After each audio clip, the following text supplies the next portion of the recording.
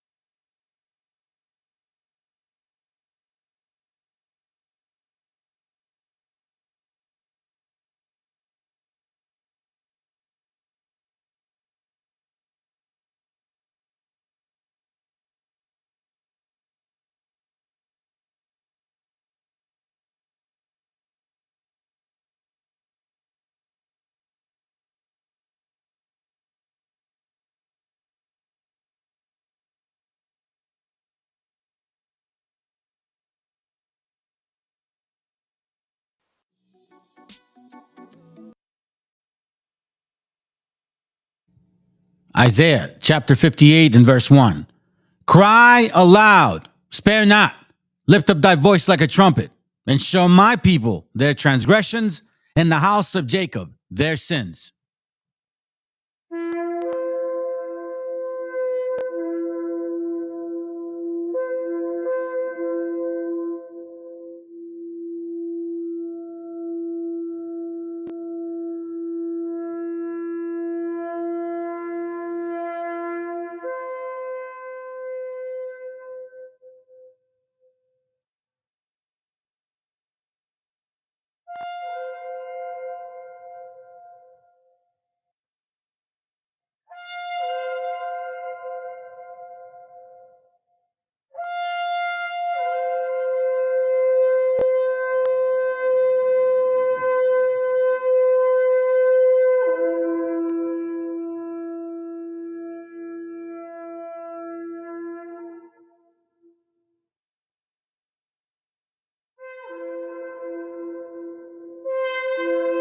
Copyright disclaimer. This content does not belong to Bible Chronicles or claim this intellectual property. The content provided today has and always will belong to the content owner. Bible Chronicles does not have any affiliation with the owner of this property. As mentioned, Bible Chronicles did not intend to make use of any material for the purpose of harvesting gain. However, Title 17 of United States copyright law states material and use can only be done when it's for theological or general educational purposes, and thus Bible Chronicles believes that this principal material falls under fair use, which honors protection under Section 107 of the same U.S. copyright law.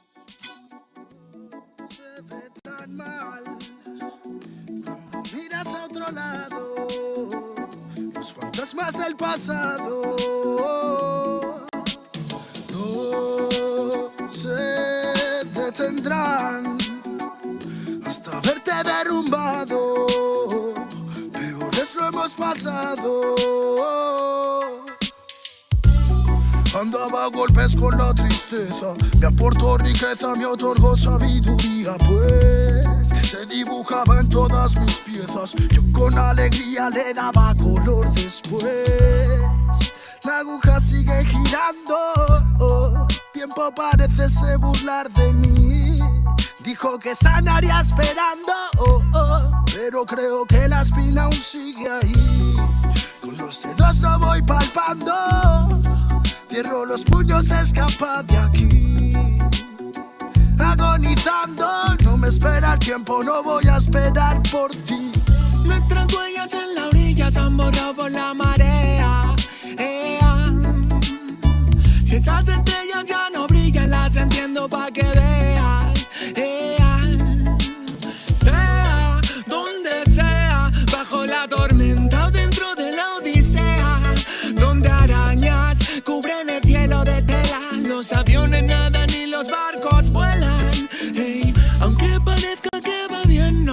bien si va mal. Besos que pueden doler, ojos que pueden matar. Tengo mi alma en el almacén encerrada. Mi corazón está en huelga, mis sentimientos en ámbar. Gente, Calamala dijo que estaría presente. Fallaron como nunca, se fueron para siempre. Millones de razones para vengarme, pero a veces duele más actuar indiferente. Como no quieren ver ahogados, tenemos branquias y cerrados los bronquios como la mente de un guardia. Yo soy la montaña y vine con la cordillera. Más cojones que tu ganga tiene una madre soltera. Tú cúbrete si suena mi tu.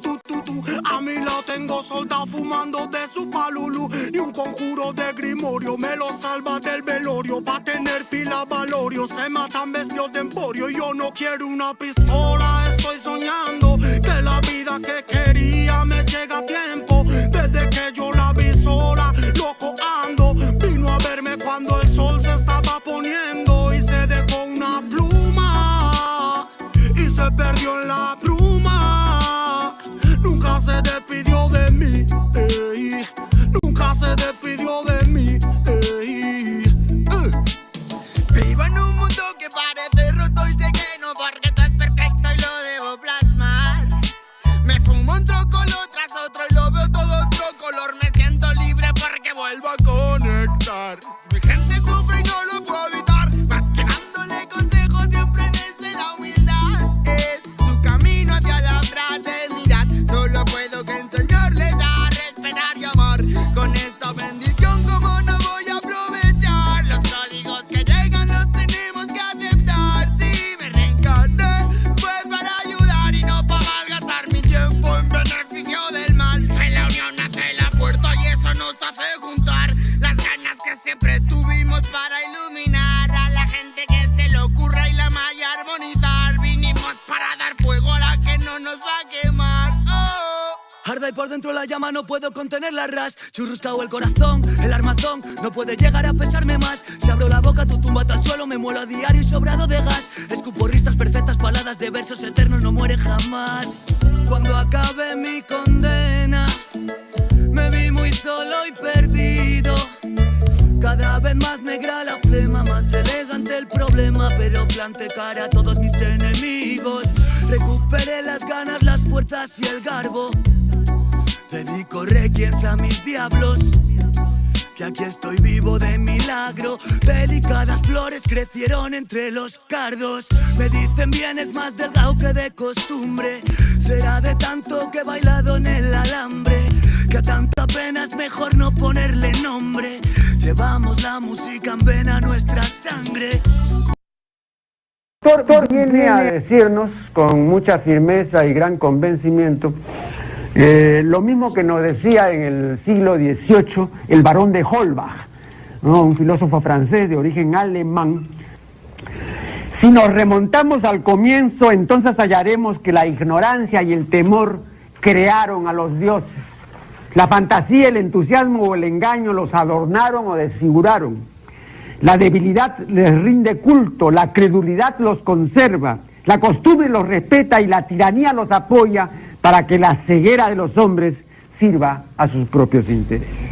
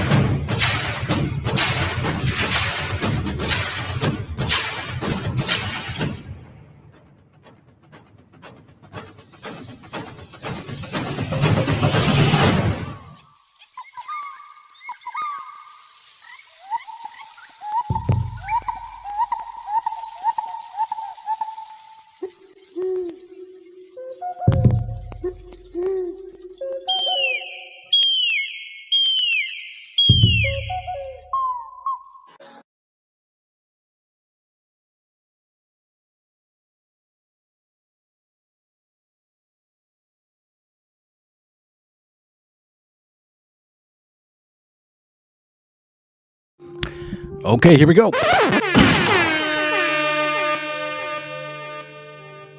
Good evening. Good morning. Hold on. And good afternoon to all of you family members out there. Thanks for being here. Thanks for being patient or lacking patience. What up, brother? Good to have you here. All right. Let's get going. Without further ado. So people say that shit. Remember the topic that we started off with? Nimrod, right? And then from there, I mean, there was other classes, but then it was Nimrod, the saga continues, right? Now we're here. Babylon to America. Because technically, that's Nimrod. Babylon, Nimrod, Babylon. I had a video to show y'all, but something came through my feed, and ain't this about a bitch? I mean, not really, but it just comes to show how once you get tainted, all of a sudden now history's changing on this kid. So I found this kid. So now look what he says now.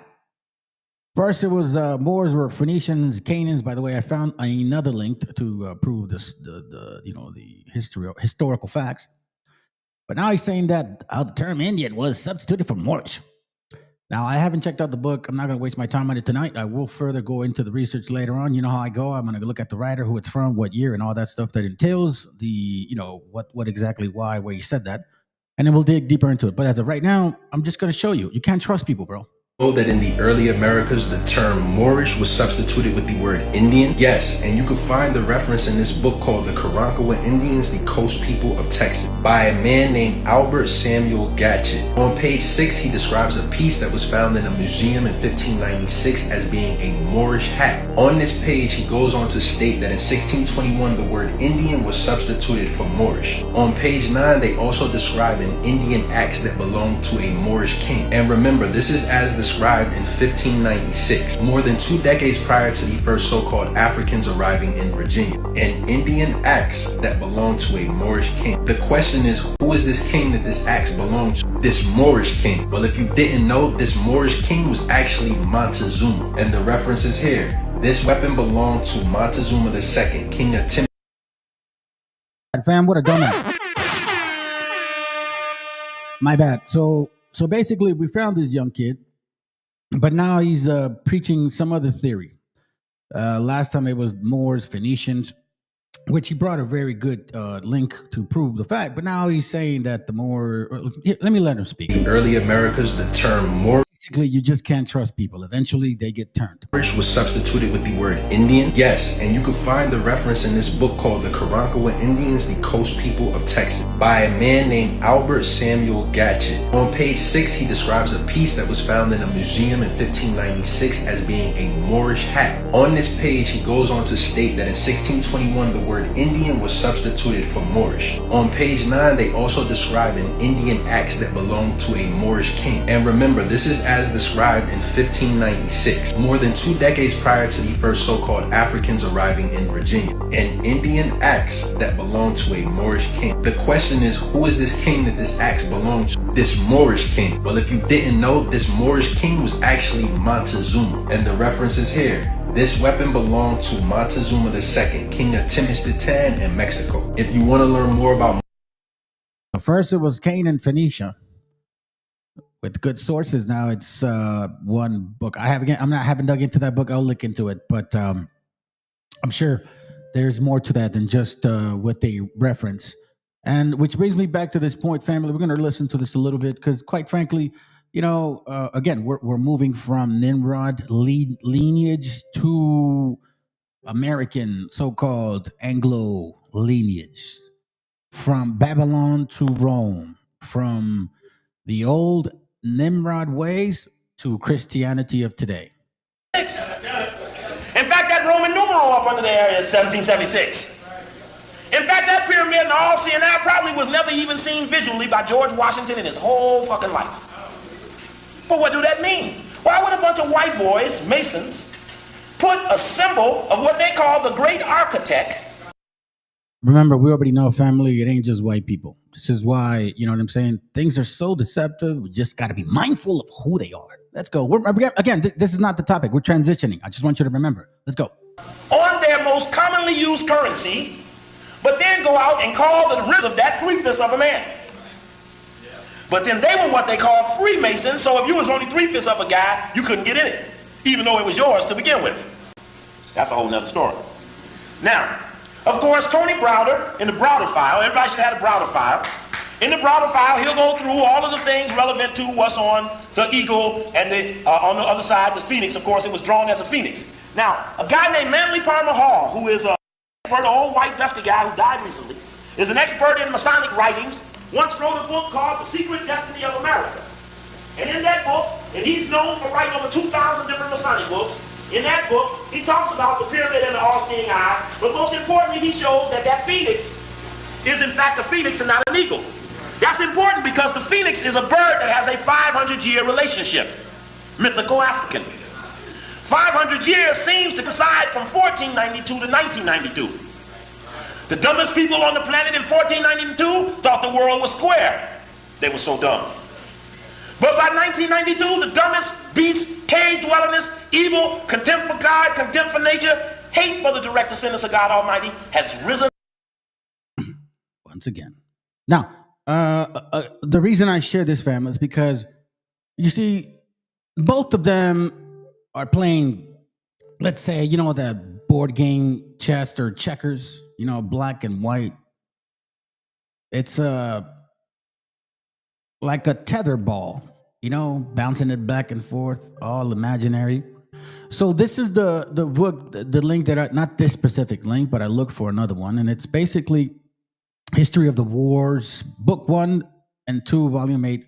This is, you know, I looked at this one before and I couldn't find it. Remember, family, when you go and search for them, there's 8 volumes of this. The volume that you need to look for is volume 3 to 4 out of 8. Okay. So now, and then in this particular section, you go into, I believe, 10 right here. Hold on. What is it at? Hold on. Let me see if I can just find it real quick. Let me see. Let me see. Go Solomon. Let me see. Boom. Where you at, bro? Don't tell me you're not gonna find it now. You'll never find it now. This is funny. I know it was supposed to be here, unless it's on this one. Hold on a second. Am I confused again? Am I confused again? No, this is not the correct one. We're in the right one. It's supposed to be here. Let's see. Let me see. I'm supposed to look for now Solomon. Give me a moment, family. Oh, matter of fact, you know what? I'll even look for it this way. All right, so then here it goes. This is it right here. Okay, this chapter was what we read before. And to summarize, it's confirming that the Moors are none other than the Phoenicians, which is basically exactly of the Canaanite bloodline, which is from the line of Ham. Okay? Remember that. And again, keep in mind that that Nimrod, you know, it's of that bloodline of Ham. So technically, the first Christians were the Hamites. And that's, you could say, a fact.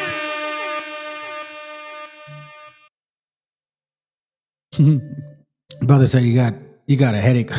What up, sis? That's funny. He's like, be right back. I got a really bad headache. Too much BHI wobble bullshit. Yep. Sometimes it happens, bro. That's why I take breaks. Here's where we also get the foundation of the worshiping of Moloch or Baal. You know, those particular traditions, so to speak. Deuteronomy forbid following the Canaanite practice of passing a child through fire. Now, if you keep in mind, the scriptures talk about nations, but specifically says stay away from Canaan, who is coming of Ham. who, if you look at Jubilees, it says that they were predominantly from West Africa. That's what the scriptures are saying. If it said otherwise, I would show otherwise. I have no problem with not being those people, the Hebrews. Not at all. I didn't sign up for this shit. You know what I'm saying? I just wanted to find a way to God to help me because my life was all tore up. I, just wasn't a good dude at one point. So now we see, though, that the Judites tend to follow these traditions, right? Child sacrifice, worshiping the Queen of Heaven, those things of that nature. Now, this link I'm using, by the way, here, I'll share it with y'all. You guys can look into it, and it kind of gives y'all a breakdown a little bit of pretty much, chapters like in Ezekiel. It talks about bad laws, you know what I'm saying? Things that you're like, what the Israelites did. Ezekiel 22:28 says the first yield of your bats and the first yield of your grain you shall not delay to give. The firstborn of your son you shall give to me. Thus you shall do with your ox and your sheep 7 days, and that it shall be with its mother, and on the 8th day it shall give it to me. Well, people misunderstand it, I guess. Maybe they're talking about circumcision at this point. Again, I'm not getting too much into it. I'm just giving you guys an idea of Jeremiah talking about Baal, the Queen of Heaven. Because as a matter of fact, in case you don't know this, today is December 12th. Right now, we got a bunch of dumb Mexicans crawling on their knees, worshiping a freaking demon that the enemy created. And we're going to prove that. Because that's what we do. So, like, for example, I'll show you one that I did like. Deuteronomy 12:29. Give me a moment. Deuteronomy 12:29. Watch. Deuteronomy chapter 12, verse 29. And it reads, when the Lord thy God shall cut off the nations from before thee, whither thou goest to possess them, and thou... Here, let me read it simpler. Because I know a lot of people don't read KJV. So let me just be simple. Not that we are simple, you know what I'm saying? Let me just make it more clear for y'all. Deuteronomy 12:29, the Lord your God will destroy the nations as you invade their land, and you will occupy it and settle it. Now, remember, keep in mind that they supposedly said that Phoenicians found some land, it was empty, and they came here, and then they say that we supposedly came here and took their shit. Well, it's almost like us moving the Canaanites again. But, I know that's not true. Let me continue, right? And you will occupy it and settle there. Then it says, after the Lord destroyed those nations, make sure that you do not follow their religious practices, because that would be fatal. Don't try to find out how they worship their gods so that you can worship in the same way. Do not worship the Lord your God in the way they worship their gods.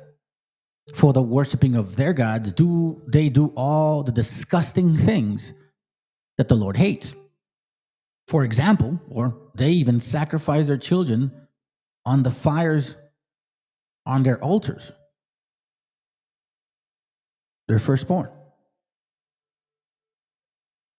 That's why you got a scripture that says, I think it is in Psalm 64, or if I'm not mistaken, another one, where it says, what are you doing with my statues? You know what I'm saying? Like, you don't even like them. You pick and choose what you like. And this is basically the concept of religion. And also the Babylon to America. Like, listen, Christianity has been around very many times. And a lot of you guys are practicing it today, right now, this very moment, by going around and crawling and thinking that you're doing that. You're basically worshiping the mother of Nimrod. That's all you're doing, is worshiping the mother of Nimrod. Now, I do know that the Judites would have that habit of falling to worship the Queen of Heaven. Specifically, the Judites love the Queen of Heaven. I don't know why. It says in some, according to Jeremiah, Judites sacrificed babies to Baal, a Canaanite deity, in a place just outside of Jerusalem known as a Tophet. It is possible that the idea of Baal consuming the sacrificed babies, Ezekiel 23:37, reflects a myth like that of Saturn, or Baal consuming its children. And here we see a picture feeding the gods. Seated on the left, a god holds a baby in a bowl right here, which is kind of funny. They look like snakes. And it says in his left hand, he holds a piglet or a piglet. So here's a pig lying on his back on a table. So here's the table and here's a pig. And on the bottom right, another baby is being cooked. So here's the fire and here's the stove right here. Wow. From an elaborate tomb in Pozo Moro, Spain, 16th century BC. So that tells you that this practice has moved up all the way. And we know this because the Phoenicians were moving in those areas. They were looking for tin. We understand these things. Now, if you've been watching my channel, you should have known better and learned that I've touched these topics 3 years ago. So once again, we're transitioning from the original Christianity religion to the current Christianity religion. And the same people are playing the role. It's the same people. Now it says here, watch this. Phoenicians is not an indigenous term, but a name given to the inhabitants of the Canaanite coastals of the city-states. So, for example, Americans.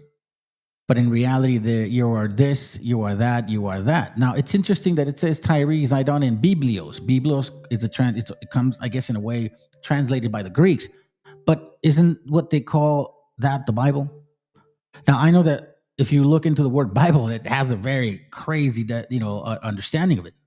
Just like the word money, mon-e. Mon is like an I. I'm sorry, mon is like one, right? Mon is like one, and A or E-Y or E-Y-E is like I. So one eye. Mon-e basically means one eye. It's pretty interesting how when you start learning about words, you really start trying to, kind of like a brother told me one time, he pays attention to what he says. Good for you. The Canaanites who lived in this coastal city-states, typically Tyre, or specifically Tyre, were powerful sailors who established colonies in the Mediterranean shores. The most famous such was Carthage, compare Hebrew. Now, why do you think over there in Colombia they have a place called Cartagena? And remember what happens in 1492, who first came? It wasn't Gringo's family, majority was not. So we understand now that they wanted to implement their Canaanite ways. The new city, they say, that later became a superpower. Carthage was culturally Phoenician Canaanite. So that's why in Colombia you see a lot of this traditions. They even use a Canaanite dialect, which is where you hear the word Punic. The Greeks and Romans called the inhabitants of those colonies Punic, which is why you know about the Punic Wars between Rome or so-called Europeans and Africans, or more being specific, North Africans. So you have to know why I'm reading this, so you can see the blend of religion. Just like these guys practice those particular Christmas Christian traditions, they brewed everybody with that concept. That's why we deal with it today. That does not, how can I say this, confusing, statements. Those are very true. Give me a second. I don't know what it's going to do this for. Okay. So here we see Ashereth poles in high places. You see this? So we go back and we understand that this is the original concepts. Where it comes from is Nimrod. The tree, the shape, the being born again child from a virgin mother. You get what I'm saying? You know what I mean? Hey, good to have you here, brother. What up, bro? What up, VTC? Hey, just to let you guys know, man, I didn't have a phone for a whole week. My iPhone totally messed up. But because it was within like 7 months, I was able to replace it for free. I just got it back. So if you guys been texting me, man, that's why I wasn't responding, because I couldn't respond. The shit kept turning off every minute. So yeah, it sucked. Let's see. What up, Hugo? Good to have you here, bro. He says, that's crazy. That's why you got the Aussie and only the dollar. Yeah. I don't really want to side point too much on it, but break down the word moon or man-e or mono-e. Look up the word mono, which is singular, one, like monolith, like a here. What does mono mean? Mono meaning. Nah, I don't want to get too into it. Just look it up, bro. It's a trip. So you have the all-seeing eye. You have all these traditions. As a matter of fact, there is this thing called money magic, which is in the times of Babylon. That is such a thing, money magic. So the one-eye magic. They brought that concept back once again. So Christianity has always been around. It was just dressed up in different ways. So you see this right here? It's no different. The whole concept. That's why when you get Nimrod, you get everything else. You have Mithra, Sol Victus, stuff like that, right? Watch this real quick. And I would suggest you guys to watch this video. This movie or documentary. It's about 45 minutes.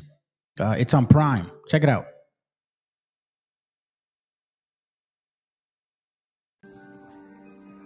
Christmas, a season of light and warmth, of family gatherings and joyful traditions. For centuries, we've celebrated it with gifts under the tree, festive meals, and the glow of candles pushing back the winter darkness. Yet, hidden beneath this holiday's cheerful facade lies a story far older than the birth of Christ. One filled with powerful ancient rituals, strange symbols, and a mysterious darkness that still lingers in the air. Before Christmas became a Christian holiday, December's coldest nights were marked by festivals honouring the sun's return, by celebrations where fire, feasting and fervent prayer sought to ward off the long, bitter nights. These early rites, carried out by pagans in Europe and beyond, were meant to channel forces they believed were essential for survival.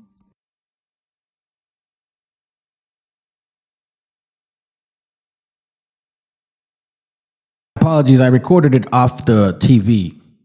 And if you remember, real quick before I forget, we have here Babylon, or the two Babylons, right? Last time I started the actual, I guess you could say the 3-class session, we were talking about Nimrod specifically. And this is where we get the Ninos, the son, born in the arms of the Babylonian Madonna. It's so described as very clearly to identify him with Nimrod. See that? Son born in the arms of a Babylonian Madonna. So the Virgin Mary is Madonna. And that thing that it's holding is Nimrod. And all you Mexicans that are on your knees crawling to that thing, you have no idea what you're worshiping. That has nothing to do with the Bible specifically, or God for that matter. And matter of fact, the Bible even tells you the Queen of Heaven. Do not worship the Queen of Heaven. Pero no, ahí andan de pendejos. So now, if you go to, let's say, page 25, you see the origin of Nimrod as the son of Ham. Again, Cush. Hermes, or Mercury for Hermes, is just an Egyptian synonym for the son of Ham. And that's why last time that I was talking about these classes that, I felt that Nimrod was technically Hermes Trismegistus. So this is the origin of what you guys are worshiping.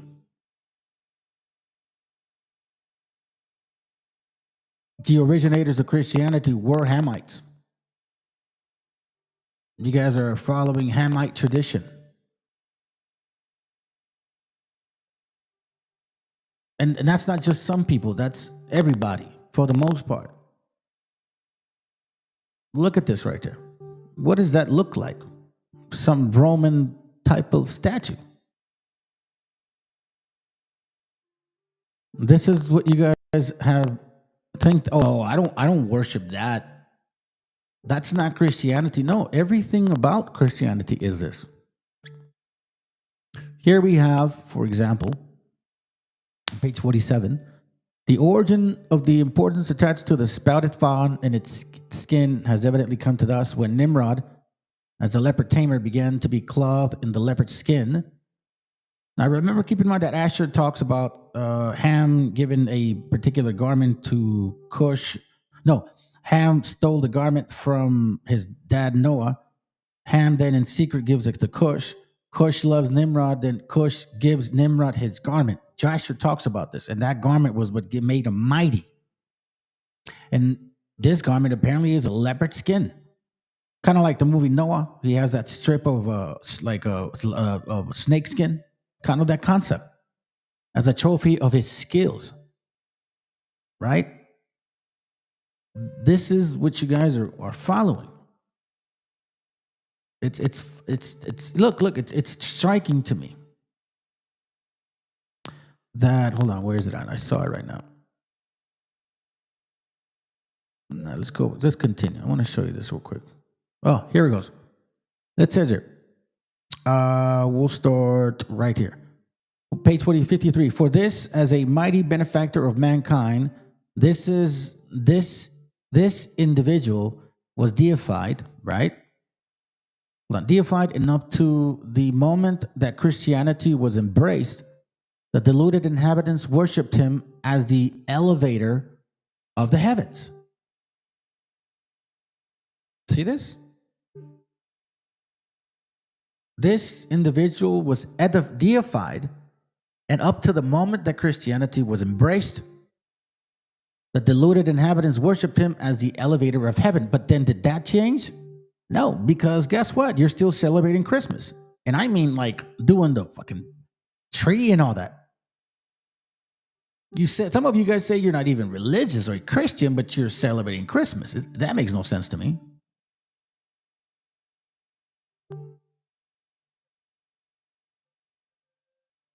How has anything changed? Look, Krishna, and it says an Egyptian goddess piercing the serpent's head, and an Indian Krishna crushing the serpent's head.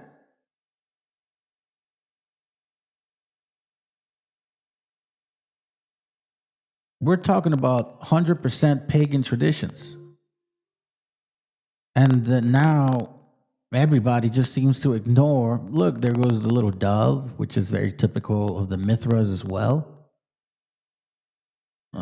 Here we have, hold on, let me see if I have one of these. Just a very, here it goes right here. Hold on, one in my bad. Nah.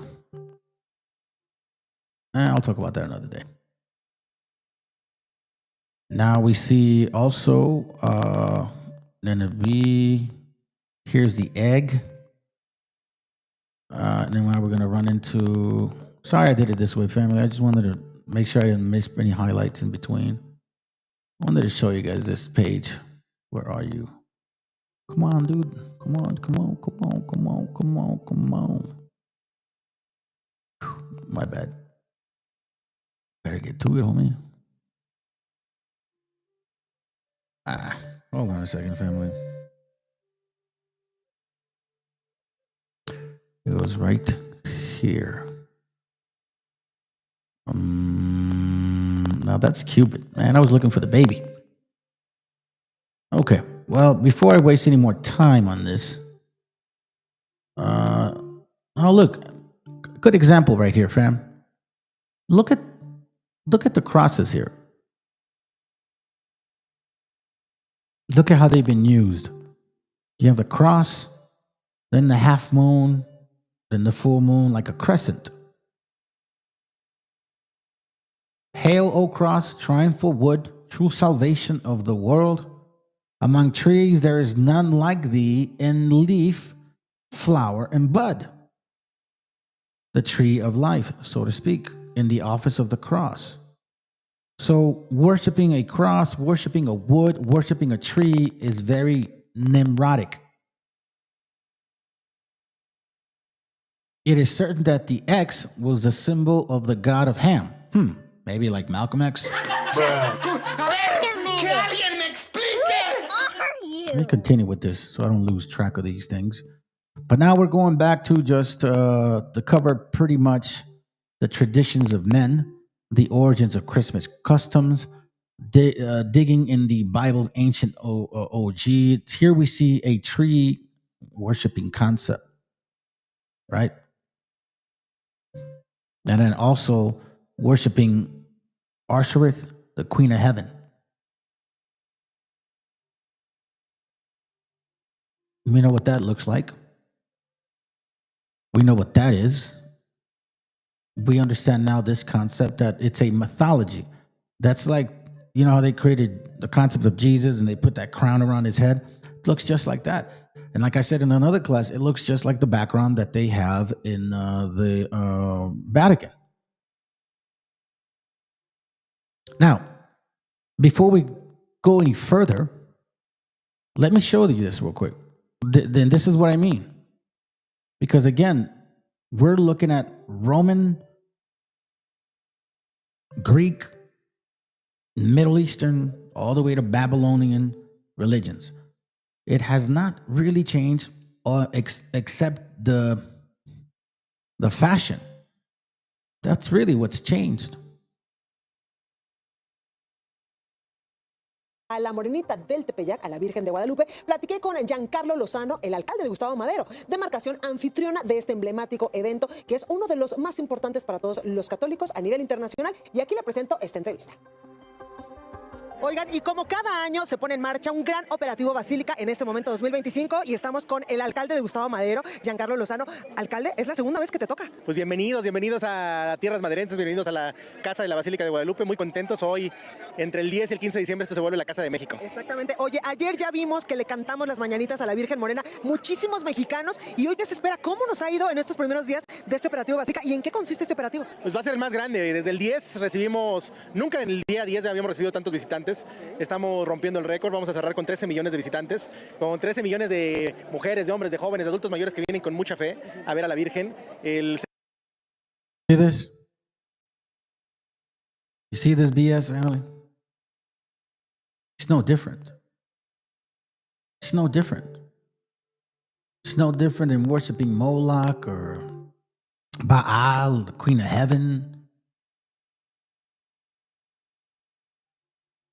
It's no different. Now, let me take to a book, very important. It's called Exquisito Histórico sobre la aparición de la Virgen María de Guadalupe.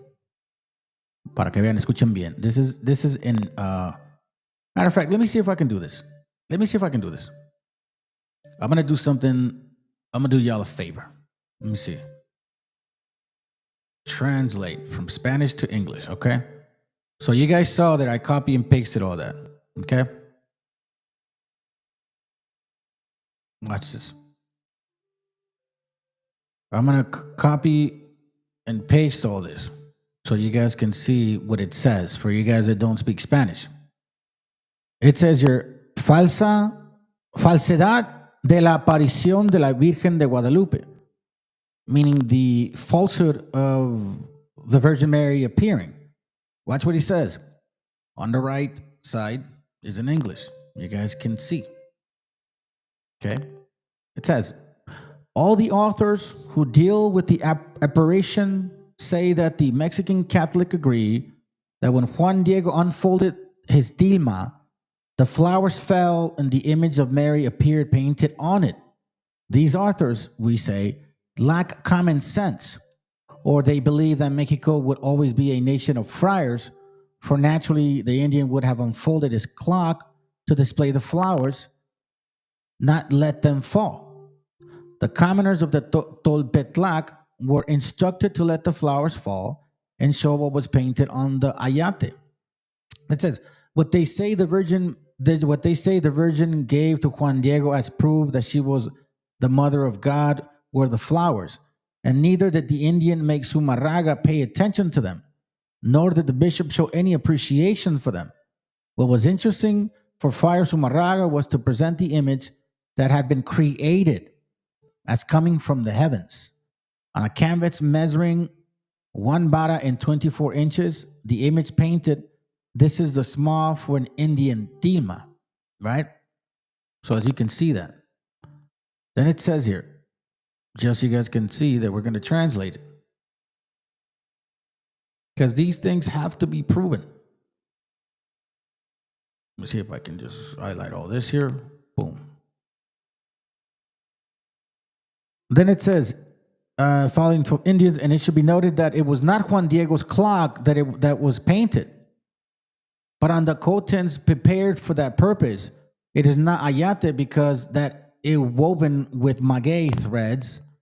Where's that? Sorry, hold on. Maguey threads, and the image is painted on the kind of wrought twine woven from ixloc or wild palm, as Becerra Tanto states. Everything was prepared and done by the bishop who influenced the Spaniards and tyrannized the Indians. He influenced the first by ordering the arrest of Itzilxochtli, called Don Carlos. He demonstrated his tyranny with the second, ordering the burning of that Indian, and last king of Texcoco, thus reported Suarez de Peralta, a contemporary historian. So basically saying he threatened people to supposedly prove that this was true. Right? Now watch this. I'll go here right now. Let's see if it translates it translates it properly. Because it's not doing a great job, but I hope you guys get it. Excuse me. It says the Inquisitor Bishop was unjust since he burned the Indian king alive because he offered his sacrifices to his idols. So Sumarraga burns one of our leaders, right? And he's look, that's what it says. The Inquisitor Bishop was unjust since he burned the Indian king alive because he offered his sacrifices to his idols. And he invented the Guadalupan idol so that he and now the Romanist priest would offer, according to them, the body and blood of Jesus Christ in the so-called sacrifice of the Mass. Sumarraga, who did as he pleased with the noble Indians and Cortés' most faithful ally, wouldn't he do with the commoner Juan Diego whatever he wanted? So basically, he would coerce Juan Diego, you better do it, I'm going to kill your family. The Pope's attendants say that Juan Bernardino, Juan Diego's uncle, was the one whom the Virgin commissioned to say that her image would be called Saint Mary of Guadalupe. We ask, how could Bernardino pronounce this word when the Mexican language lacks the letter G?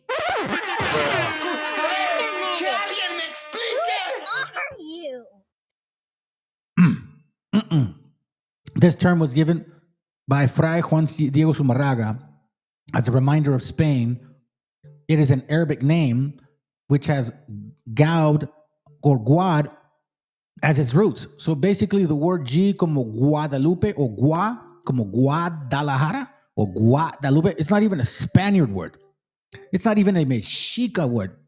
Nahuatl. No, it's an Arabic word with Arabic name. So how could Guadalupe appear to Juan Diego? Oh, but we're not done. Watch this real quick. Watch this. Let's see here if I can tell you. I think it's hold on a second. That's one page. I do want to show you that page. But there are some pages here that I was looking for another one. Hold on. Let me see if I can find it real quick. I was looking for that. That was led me to this book again because I saw this page earlier. And it's, oh, here, hold on. I think it's up here. And it's actually referencing, yeah, here it goes. It should be coming up soon. Because I have some pictures of the Virgen Maria.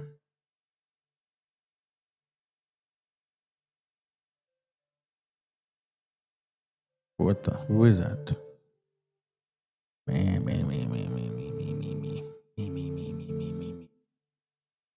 Hold on, let me see if I can get the file. What is it? Exquisito.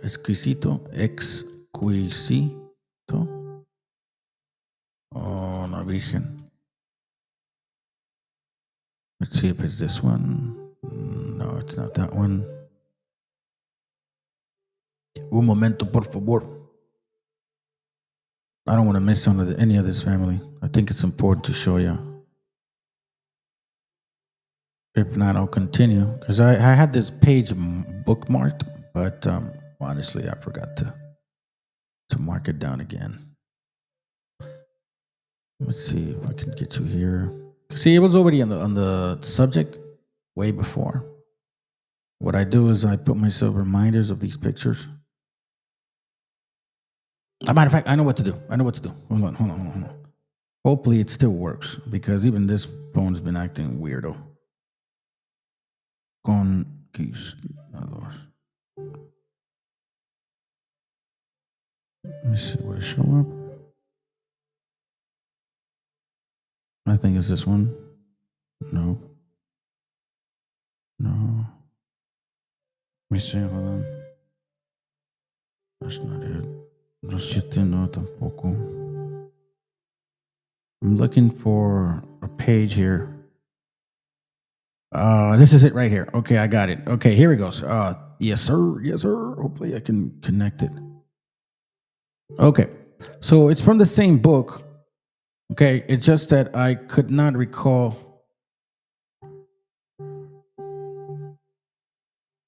the page, but we got it again. Here it goes. It's right here. So on the very same book, and I cannot remember the page. I think it's page 4232. I couldn't find it, so my bad. I cannot copy and paste it, so I'm going to read it in Spanish. Please follow. It says, los españoles no creyeron en lo que dijo Juan Diego respecto de la aparición, ni tampoco en lo que expresaba Juan Bernardino, porque para ellos los indios eran seres irracionales o judíos, y se necesitó que el Papa Pablo III los sacara de su error por medio de su breve de 10 de julio de 1537. So here the conquistador Spaniards are calling us Jews, okay? Then it says here, Fray Pablo Belmont, español y francisqueño de Querétaro, escribió en el último tercer siglo de 1800 que la causa de que los indios fueron tan maltratados por los españoles era la etimología de la palabra judíos, porque antiguamente la J era I, latina, y que la palabra judíos se escribía indios, que con el transcurso del tiempo la U se volteó y se convirtió en AN, y resulta indios, y decían los conquistadores indio vuelto, la N de arriba a abajo quiere decir judío, y podemos azotar a los indios y exigirles todo el dinero que se pueda, porque son hermanos de los que crucificaron a Jesucristo. Según en la creencia de que los españoles tenían de los indios, es evidente que ellos no creyeron en que la Virgen María se apareció a Juan Diego. So, escuchen lo que dice. Según es la creencia que los españoles tenían de los indios, es evidente que ellos no creyeron en que la Virgen María se apareció a Juan Diego. Zumarraga apenas pudo en 2 años, 15 días, construir una ermita en Tepeyec para su imagen. Temía la burla de los conquistadores que le dirían que no debían ayudar a la construcción de un templo que no tiene más fundamento que el cuento de un indio de Tolpetlac. Murió el inquisidor Zumarraga. So basically they're saying, we ain't gonna help you build no damn thing for this stupid virgin so-called Mary. That shit is fake. Plus, these guys, why would she appear to them in the first place, right? And secondly, we can treat them as we can because these people are Jews right here. So they basically saying they should pay for it. But while you Zumarraga is trying to create this imagery, this idol, you're full of shit. Dice, y no pudo madurar su impostura tal como quería para levantar un suntuoso templo, pero dejó este encargo a sus ayudantes, los francisqueños, los friales más adictos a María, que quienes desde el siglo XIII, 1300, defendieron y propagaron el dogma de la inmaculada concepción de la Virgen. This book, matter of fact, it was my mistake because it's right here, fam. Qué pendejo, güey. Dispensen. It's page 40, 50, and 51 of this one right here. Okay, let me go back to it. Aquí está, para que vean. Dice aquí, exquisito histórico sobre la aparición de la Virgen María de Guadalupe. Y este libro está escrito en 1895. Para que vean muy bien, pueden empezar a leer de la parte 50, el libro, página 50. Y aquí claramente da a entender de que estos vatos eran pura mentira, güey. Una bola de mentirosos es lo que son. Ni los mismos españoles le creyeron. Los españoles no le creyeron en lo que dijo Juan Diego respecto a la aparición, ni tampoco en lo que expresaba Juan Bernardino. ¿Ya vieron? Y aquí se burlan de ellos también y dicen que al fin sí dejó Juan Zumarraga una bola de seguidores que querían seguir esa dogma de Immaculate Conception, which is total BS. Total BS. Dice aquí, más ni por la influencia de este orden de los priales mendicantes de San Francisco que llevó en sus nombres la imagen hasta su pequeño oratorio de Tepeyec en 1034, ni por ya procesión de pequeños indios que llevaron desde Santiago Tlatelolco en 1544, logró la mentira de Zumarraga gran aceptación entre los indios, ni mucho menos entre los españoles.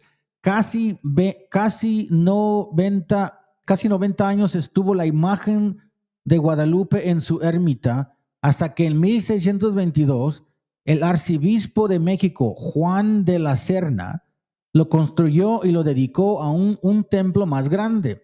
Desde entonces los arzobispos de la metrópoli han ido levantando la imagen de Guadalupe porque saben que al alabarla se alaban ellos y sus dioses sobre los obispos y dioses de las naciones. Ya ven, con el pretexto de construcción de nuevos templos, juras, patronatos, etcétera, han hecho mucha fiesta para atraer mucha gente y reunir mucho dinero. Este fin tuvo la colonización. Isn't this what he said? Yeah, lots of people came. Un chingo de gente. Aquí están como pendejos de rodillas alabando a la Virgen María. Bola de tontos. De este operativo Basílica, ¿y en qué consiste este operativo? Pues va a ser el más grande. Desde el 10 recibimos, nunca en el día 10 habíamos recibido tantos visitantes. Estamos rompiendo el récord. Vamos a cerrar con 13 millones de visitantes, con 13 millones de mujeres, de hombres, de jóvenes, de adultos mayores que vienen con mucha fe a ver a la Virgen. El centro mariano se convierte en el centro turístico religioso más importante del mundo. Y el trabajo del gobierno, pero de todo el gobierno federal, el gobierno de la ciudad, encabezado por Clara Brugada, por la presidenta, y en Gustavo Madero, por un servidor, es cuidar a los feligreses, acompañar su fe y decirles que en la ciudad estamos listos para recibirlos, para acompañarlos, pero sobre todo para cuidarlos. Totalmente, y todo esto se acaba hasta el domingo, ¿verdad? Sigue pues llegando muchísimas personas desde todos los rincones de la República Mexicana. De todos los rincones y no solo de México. Ya tenemos por la Secretaría de Turismo reportados cerca de 300,000 vuelos que llegaron a México, que llegaron a la ciudad, y pues obvio,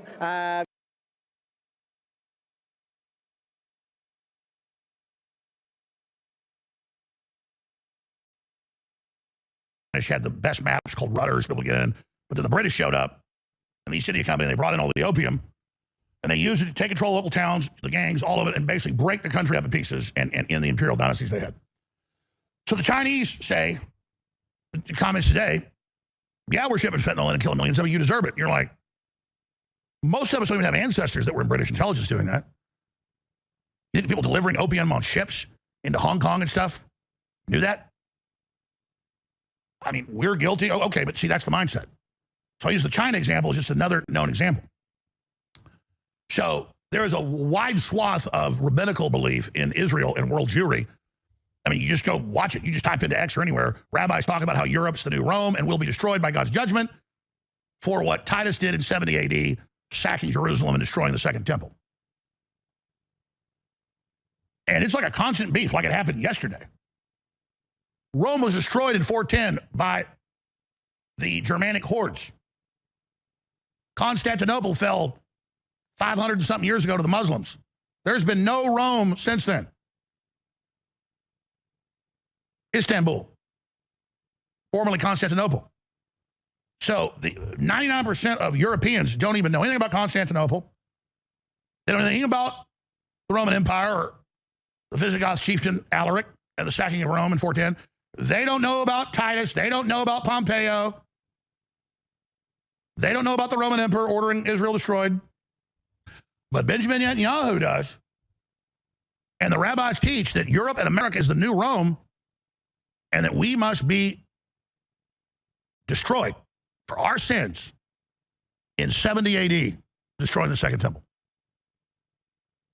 That's a long memory. And I see all the anti-Semites, all they think about is Israel. To me, that's the definition. It's like they're more Jewish than the Jews. They know more Jewish stuff than the average Jew. Well, you dumbos don't know all this, do you? Because you actually don't research. You think the average Jew knows about this? No, it's certain rabbinical circles. It's a large group, but it's not the majority. I have to guess, 30%? Hundreds of videos you can find of rabbis saying our main enemy is Europe because it's the original Rome, but America is a Rome as well. It will fall too. That's why you have the quotes of Netanyahu decades ago, we're done with America. It'll just blow away like a dead leaf or whatever. And you got the Christian Zionists that believe worshiping Israel is the way to heaven. Even though the Old Testament is God saying to Israel, you've been chosen to carry my word for you as priests. You're not doing it. I am going to judge you harder than anybody else. And I'm not saying the Jews aren't amazing and interesting and smart and great and bad and all the rest of it. I'm not saying there's something not special going on here. I'm just saying God said he will deliver you to the Philistines and the Babylonians and the Romans because you have not followed God's orders. And then when God sent you the real Messiah, you killed him. Now, how's that working out for you? Yeah, we got a bunch of rabbis. Just hours of it. We're going to blow up Rome. And America is the new Rome. Notice the buildings are built like Rome in Greece. And they got the fasci in the Senate. You know what those bundles of sticks with axes in the Senate are behind the Senate leader? That's all the countries and peoples controlled and tied together by the military with axes, hatchets. And it is true that Thomas Jefferson modeled off of Greece that was then Rome was modeled off of. Yeah, here it is. Europe is Edom because they're like, we will destroy Europe. Our main mission is destroy Europe. We're going to use the Muslims to do it because I can show you hours of this. So this is Cuckoo Town. I guarantee you 90% of Jews watching right now did not even know this. So if you want me to give it to you both barrels, I will. So Trump is trying to save Edom right now and reform it.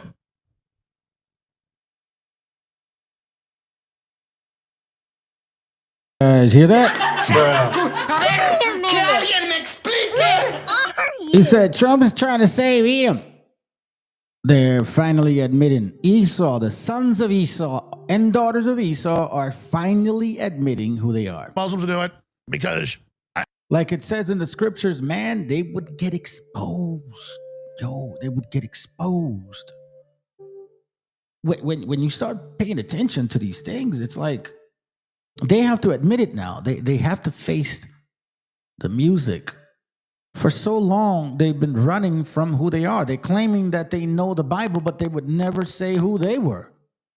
Jeremiah chapter 2:34 specifically says, your clothes are stained with the blood of the poor and innocent, not with the blood of bulgars. But in spite of all this, you say, I am innocent. Surely the Lord is no longer angry with you, but I, the Lord, will punish you because you deny that you have sinned. This goes for everybody. It's not just specific people. When you read Jeremiah 51, verse 6, it reminds us, run away from Babylonia, run for your lives. Do not be killed because of Babylon's sin.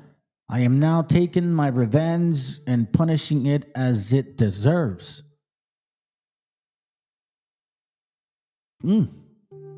Isaiah 13:6. It says here, howl in pain, the day of the Lord is near, the day when the Almighty brings destruction. And me personally, I don't wish it, fam. I have kids. But when it comes, or if it comes, it comes. You just got to deal with it. Isaiah 63:4. I decided that the time to save my people had come. It was time to punish their enemies. So now we're starting to see that they're lifting up the skirts, whether they like it or not. Isaiah 47:1, the Lord says, Babylon, come down from your throne and sit in the dust of the ground.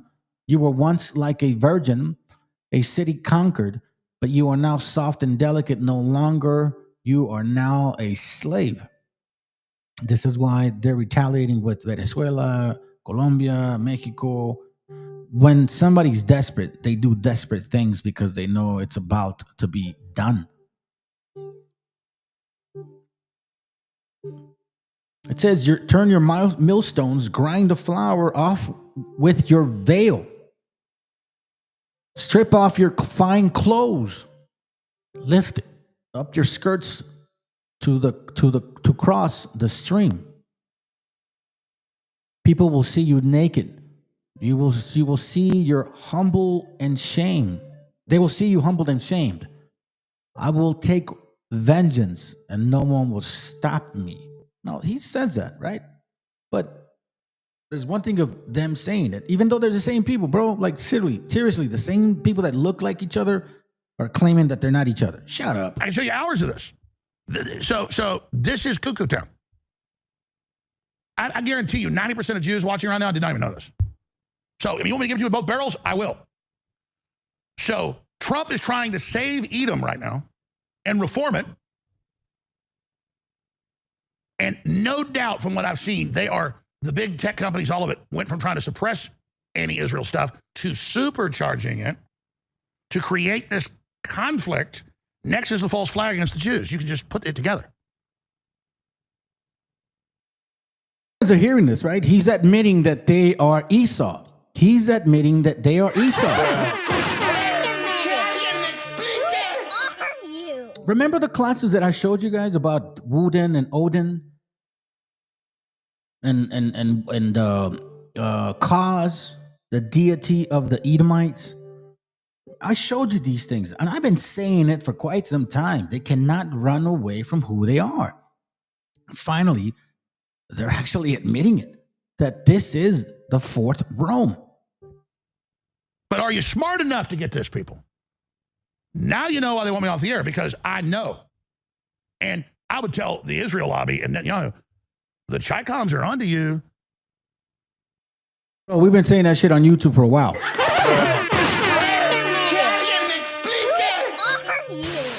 Gotcha, bitch. Shell and late train, bro. Give me a break. And you're crazy enough to try to take over America and then drive it in the ground and control it and then wreck it in some weird ritual, some cucking event. And then now you're thrown to the wolves with Africa and Asia and Russia. And then Putin laughs and says, 30% of Israel's Slavic. You look at them, they are. We already run it. We'll kick the Zionists out soon. It'll be our base. So there's double dealing going on everywhere. It is absolutely out of control. Our government's put Al-Qaeda in charge. Biden did. Trump inherited it. Everybody sees that. Trump meeting with the Al-Qaeda leader, the dictator. I mean, it's just sick. You get your balls groped and put in a body scanner and fried with radiation because you might be Al-Qaeda, and Al-Qaeda's at the damn White House. And Grok goes, well, he was the leader of Al-Qaeda in Iraq and Syria, but there was no global leader of Al-Qaeda, so Jones is wrong. He's not the leader of Al-Qaeda. He's the #1 Al-Qaeda leader.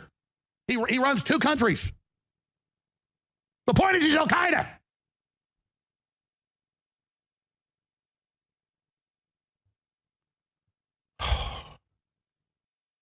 Let me show you something real quick. Pause for a moment, right? Watch this, because you're going to go on a tangent for a little bit. Watch. La Virgen de Guadalupe no bajó del cielo. Fue el invento más divino del imperio para someter con fe a los mexicas, aztecas, otomis, chichimecas, etc. The new Pope's prayer at the Vatican, his translator claimed Mary to be God. And let us ask for this special grace from Mary, our God. After all, who can blame the translator, since many Catholics, if not all, literally worship Mary?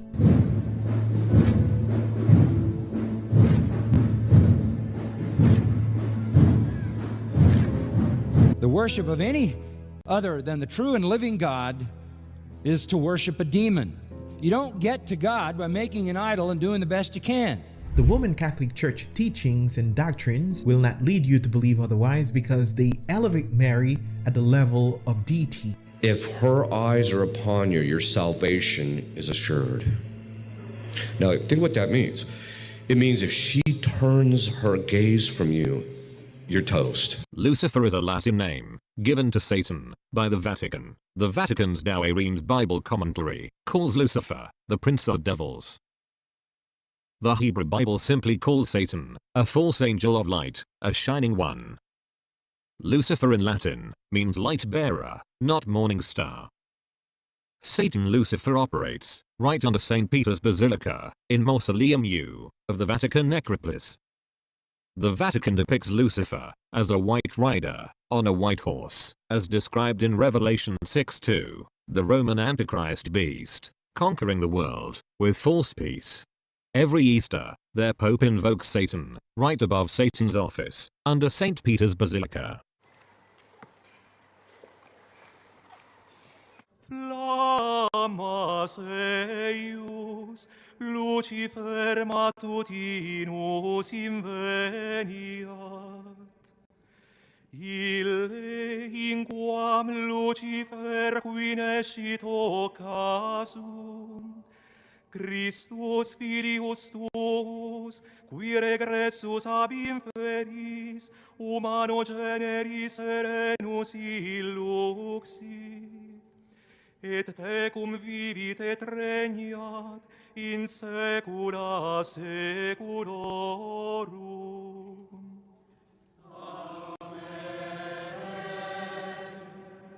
Now you know, the Vatican Christ is the son of Lucifer. The Vatican Trinity is the first person, their father Lucifer, the father of lies, the second person, the son of Lucifer, their false Christ, their vicar of Christ, the third person, their Holy Ghost, that is, their holy demon. Many holidays, including Christmas, Easter, Halloween, and Valentine's Day, have pagan origins tied to ancient fertility rituals and sacrifices. These festivals were linked to seasonal changes, marking equinoxes and solstices. Halloween, Samhain, Sadfu Hamri, sign on October 31st, was a time of honoring the dead and making offerings. Valentine's Day, Lupercalia, on February 14th, involved sacrifices and raffling women for intimacy, leading to conception. Easter, rooted in fertility worship, followed in March or April, marking a time when pregnancies from earlier rituals would be evident. Christmas, originally Saturnalia Yule, falls on December 25th, aligning with the birth of children conceived during previous pagan festivals. This would link the cycles were designed so that children born from ritualistic unions would later be sacrificed in latter festivals. Because of their unholy origins and ties to false gods. See that, man? That's crazy if you guys are still like actually doing that, going hardcore on it. Let's continue. So Netanyahu is super unpopular, 50% approval rating. He only gets to stay in power by working with Hamas he controlled. He killed the leadership and set them up. Now what's left is admitting they worked for him. They're panicking and saying that Israel stood down and they got to deal with them. Of course they did. We know that. But do you think the average Jew in Tel Aviv, I mean, almost the majority are just at gay bars? I'm not trying to be mean. It's like, most of them aren't the rabbinical people and stuff. They're some of the most worldly, corrupt, countries in the world. So the important part was mostly from here to here, fam. Okay, quite frankly, I don't want to take too much time because he rambles a bit. Unless I'll come back to it later if I need to. But let me show you this real quick. Okay, just real quick. Watch this. Annunciation explained in 4 minutes. On March 25th, 9 months before Christmas, every year the Annunciation to Mary is remembered as a solemnity or special feast day. It is on this day that Jesus became incarnate, flesh, in the womb of the Virgin Mary, after she consented. The Annunciation is also known as the Incarnation, and Little Christmas. The feast of the conception of Jesus in Mary's womb is sometimes transferred to another day if it falls during the Easter, Triduum, Good Friday, Holy Saturday or Easter Sunday. The Annunciation is one of the most popular in Christian artwork, with the Priscilla Catacomb in Rome including the oldest known fresco of the Annunciation, dating to the 4th century. The Feast of the Annunciation is observed almost universally throughout Christianity, especially within Orthodoxy, Anglicanism, Catholicism, and Lutheranism. The Catechism, in Article 497, explains that the Gospel accounts understand the virginal conception of Jesus as a divine work that surpasses all human understanding and possibility. That which is conceived in her is of the Holy Spirit, said the angel to Joseph about Mary. The Church sees here the fulfillment of the divine promise of the Messiah, given to the Hebrew people, through the prophet Isaiah. Behold, a virgin shall conceive and bear a son. The fact of the Annunciation. Let's look at something real quick. I don't want to forget. A common sense tells you Jeremiah 10. We'll start at verse 3. It says, the religions of these people is worthless. A tree is cut down in the forest, and it is carved by the tools of the woodworker, and decorated with silver and gold. It is fastened down with nails to keep it from falling over. You see, the religions of these people are worthless. This is Christianity right here. And then, obviously, when it talks about Queen of Heaven, it literally tells you not to follow that. But there you are.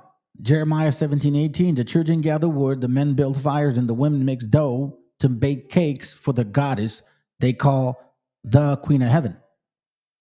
It's like they make pasteles, way.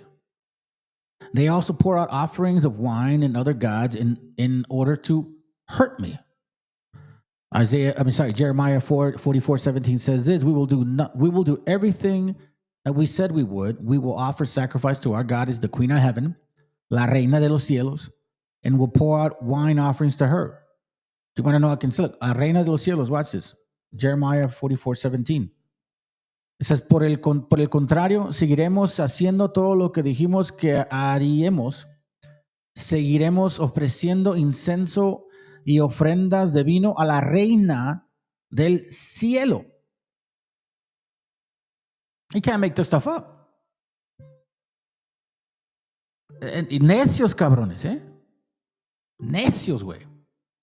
Verse 19 says it too. And the woman added, we bake cakes shaped like the Queen of Heaven, offer sacrifices to her, and pour out wine offerings to her. Our husbands approve of what we are doing. Yeah. You see this? Verse 25-34 says this: I told all the people, especially the women, the Lord Almighty, the God of Israel, was saying to the people of Judah living in Egypt, both you and your wives have made solemn promises to the Queen of Heaven. You see this? Even then, they had the Queen of Heaven, which is what they talk about. That's, oh my God, bro. It's so crazy. Shit. You promised that you would offer sacrifices to her and pour out wine offerings to her, and you have kept your promise. Very well then. Keep your promises. Carry out your vows. But it says, but now listen to the vow that I, the Lord, have made in my mighty name to all you Israelites in Egypt. Never again will I let any of you use my name to make a vow by saying, I swear by the living sovereign Yahweh. Means you will not know his name. You will never even be able to carry that name. That's why people that are carrying his name are going to get destroyed. How can we not see this, fam? How can we not know that y'all been dealing with specifics? Why are we so willingly fooled?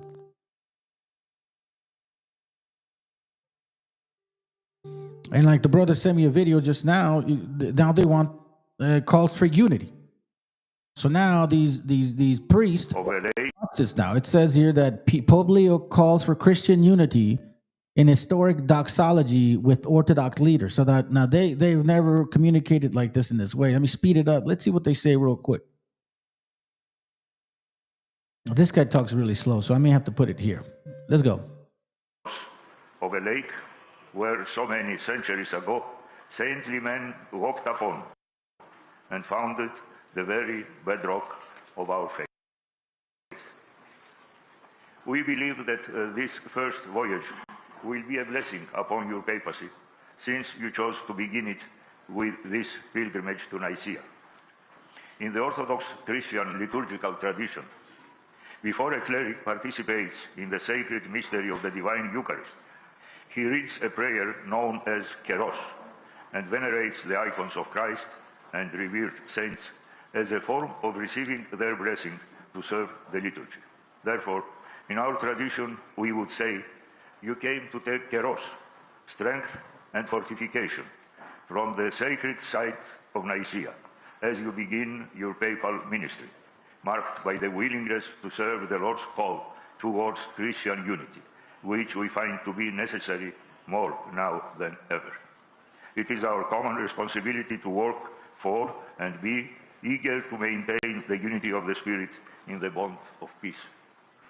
With this in mind, we reiterate our joy, great joy, in welcoming Your Holiness as a brother and renewing our sister church's commitment to labor together for the proclamation of the good news of salvation, bringing peace and reconciliation to the world.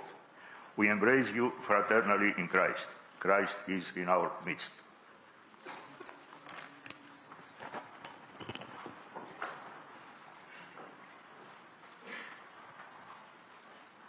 Your All Holiness, beloved brother in Christ, allow me to begin by expressing my deepest gratitude for your warm welcome and your kind words of greeting.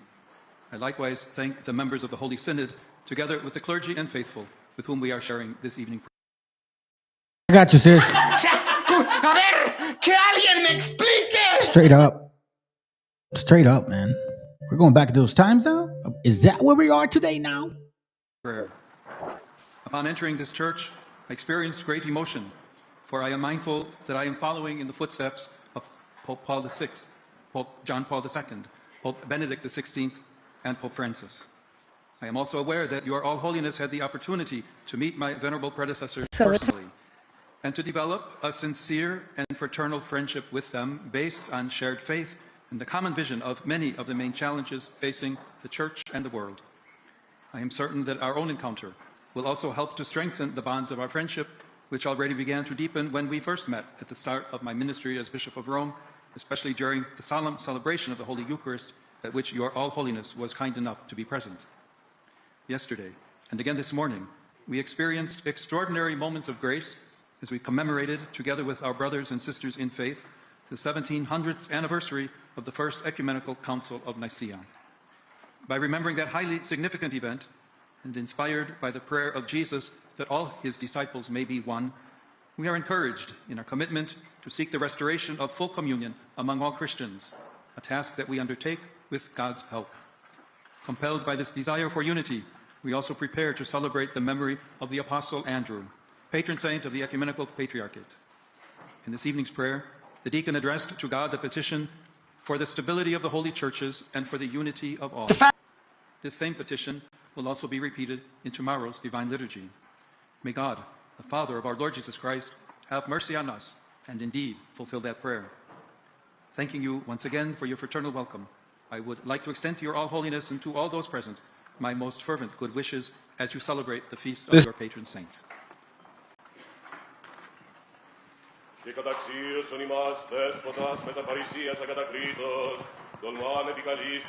I am not playing that shit whatsoever. Okay, so now as we dwindle down, because again, this is my second class today, I want to point something out because there is a Roman tradition, pederastia. Okay, so back in the day in Greco-Roman times, okay, this is why we're back at it again. Republicans fight that feeling so much. Like, dude, just be you, bro. This is what, Romans do. This is what Greco's people do. Refers to the same-sex sexual relationships between an adult man and an adolescent boy. Some authors also use the term to refer to the same-sex female relationships with a similar gap. I want to say this, and my apologies, because I remember I had done a class, and in all sincerity, I appreciate YouTube striking me for that, because I was saying, it's going to be the alphabet team, the LGBTQ, that's going to open the doors to pedophilia. And you know what? I was wrong. And I apologize. I was wrong. It was not the Democrats' family. As a matter of fact, it's the Republicans that want to open the door to pedophilia. That's what we're hearing. They like child abuse for some reason. A lot of Republicans have been prosecuted for child abuse. Look it up. In this whole year, like a bunch of them. Trump's fucking counselor, one of his representatives, one of his supporters, a Congress, I don't know, a bunch of people in politics. But this is who they are. Hold on a second. Pederasty existed in a socially acknowledged and acceptable practice in some pre-modern societies. You see, pederastia derives from the combination of an ancient Greek. And again, this was not uncommon for y'all. You guys would do stuff, weird shit like this. I mean, I think it's so weirdo, bro. It says your pederastia is in ancient Greece was a socially acknowledged romantic relationship between an adult male, the erastes, and a younger male, the oremonos, usually in his teens. That's effed up, man. That's child abuse, bro, practically. This age difference between the socially powerful and socially less powerful partner was characteristics of the archaic and classical period. By the way, do you know those guys that follow, what's his name? Nicky Tricky Fuentes? Right? Yeah, you know what I mean? Those guys that follow him. I did a class on him the other day, about a week ago maybe, and it was, letting us know, like, yo, how he rolls. I mean, he tries to act all tough and shit. Man, that's such a lie. So let's start with this right here, because again, man, this is a Roman mythology, Greco concept. This is an Edom Esau love affair. Like, this is normal for y'all.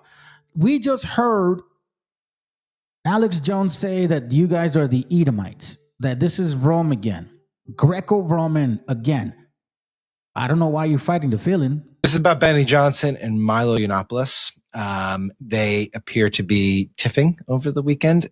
Will, as the person who swims in these waters most, what is going on? Sure. So Benny Johnson, very prominent right-wing podcaster. He's been dogged, I would say, for years by accusations that I would say are unfounded, at least publicly, that he's gay.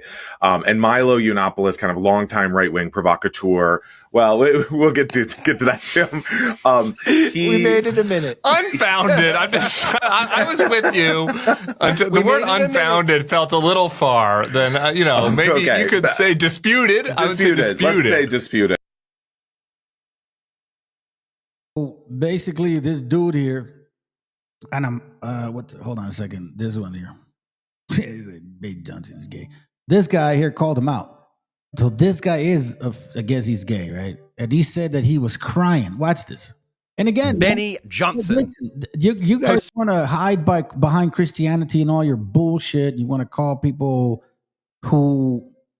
that are actually acting out who they want to be, which I don't agree with that, but at least they're being who they are. You are hypocrites. You're hiding behind the Bible, trying to use verses that only apply to those things. And then when you see verses that apply to the shit that you're doing, no, that don't apply. Because you're like a Christian, you know what I mean? You pick and choose what you want. This ain't a salad fucking dressing kind of concept. Can I have ranch today and maybe some fucking thousand liners tomorrow? No, it don't work like that, bro. Perolandia, Gringolandia, Edomite concept. This is Greco-Roman practice. This is in your nature. This is who you are. Benny Johnson posts pictures of his children every 2 days. His wife was crying drunk in the lobby 3 sasses in a row about how her husband was upstairs with boys. Do you really think he has a chance? Let them fight. Yeah, let them fight is right. He said, let them fight, bro. That's funny. Hold on, let me see. Is this the video? No, not that one. There's a video that he played. Oh, here it goes right here. Okay, so here it goes. Here's the extended portion, okay? Personality who he claims are closeted gays. One of the most distinctive things about the right wing in this country is its homosexual overtones. Benny Johnson posts pictures of his children every 2 days. It's weird. And everybody knows what went on with Benny Johnson in those lobbies and in those hotel rooms at SAS. Everybody knows.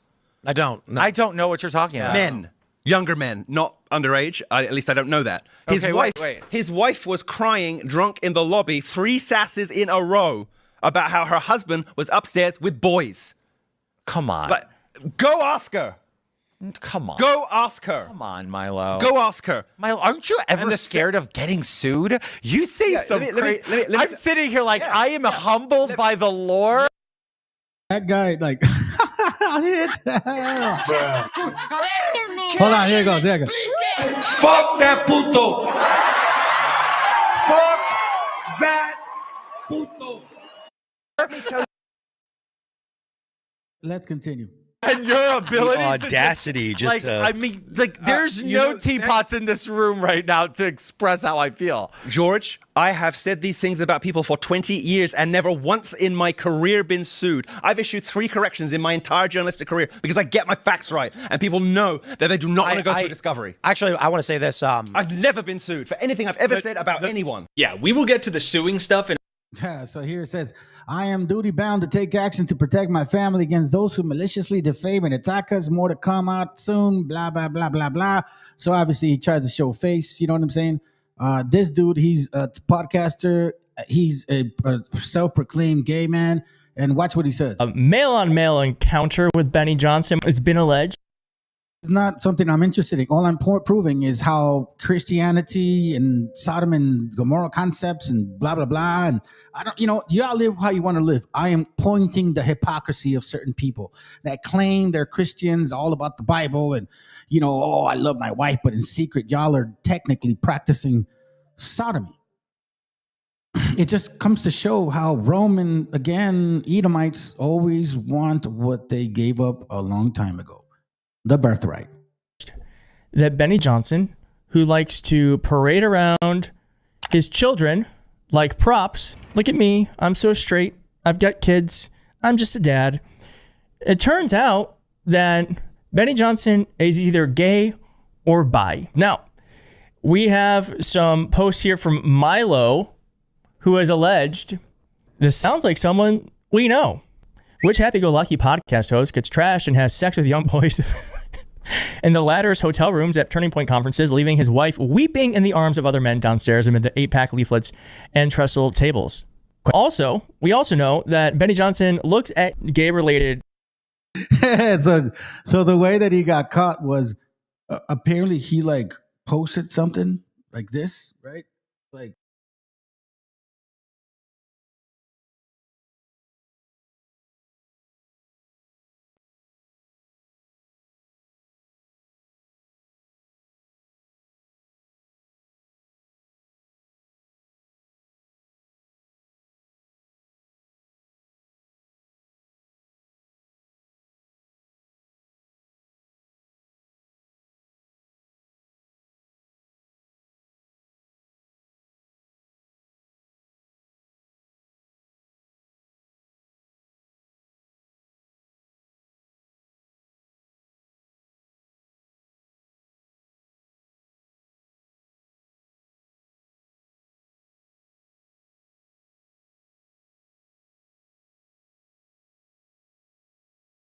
Testing 1 2 3.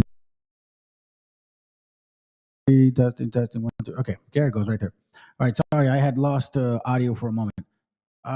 So I was laughing because the way that people get caught is for example, when I'm showing you, certain things that I'm researching, the only things I'm scared, not scared about, but I'm gonna say worried is, let's say, a private email or pops up on my corner or whatever. But I'm never worried about this stuff.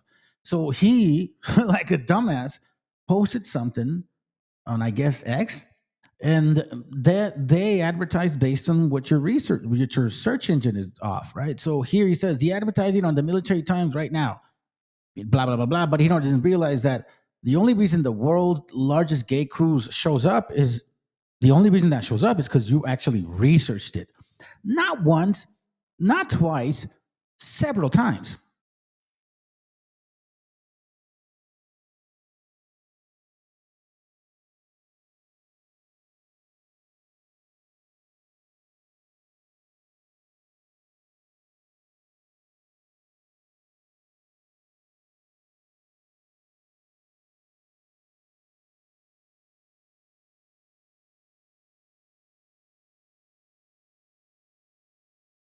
Here it goes, I know this is going to trigger some people, but here's my family. We're happy. They're miserable. That's why we win. Wow. Anyways, I'm not going to get into too much of this dude's personal life. I don't give a shit about him. Rat's ass. He's a fucking racist prick. Y'all should see some of the stuff that he's actually posted about our people, bro. All I know is that these are facts, and you can't get around that. Matter of fact, he's called our gente pederast without true confirmation, because he says all immigrants are pederast. That's what he says. No se escucha nada. Can you hear me now? Oh, no. The video has no auto. No, it's okay. I took it off. I took off the video. No sound? Hold on. No sound. What do you mean? My bad. Well, I mean, it's okay. It wasn't a big deal. He was just finishing up at the end. Okay, you know what I'm saying? It's just finishing up at the end. So here we see the pederast of Rome, a pederast of Rome, or rather, Roman society refers to an older man involved in a pederastic relationship with a younger boy, a common but complex aspect of Greco-Roman culture where men had sexual educational bonds with pubescent youths, often seen as mentorship. Fuck. Wow.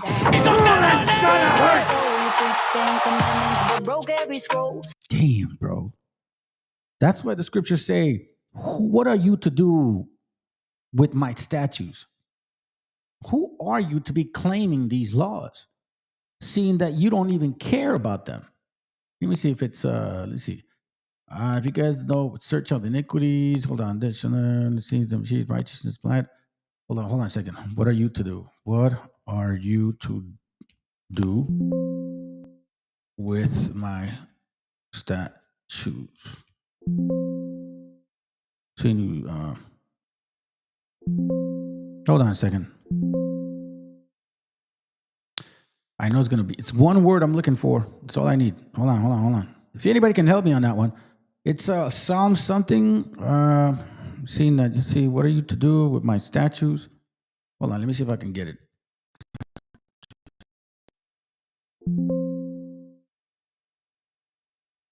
Okay, do not make ours. Hold on.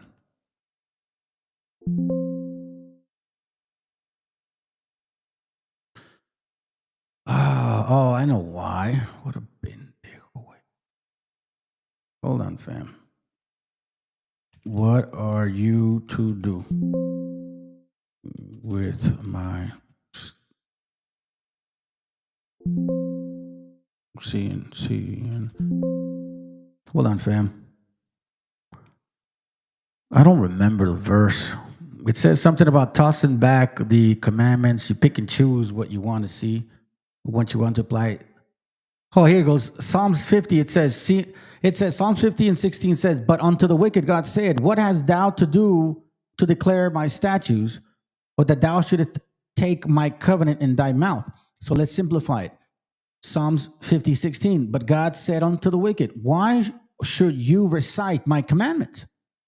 Why should you talk about my covenant? Isn't this what Christmas Christians talk about all the time?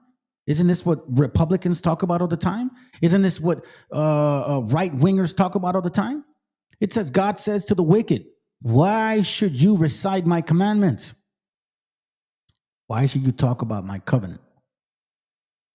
Then he says, you refuse to let me correct you.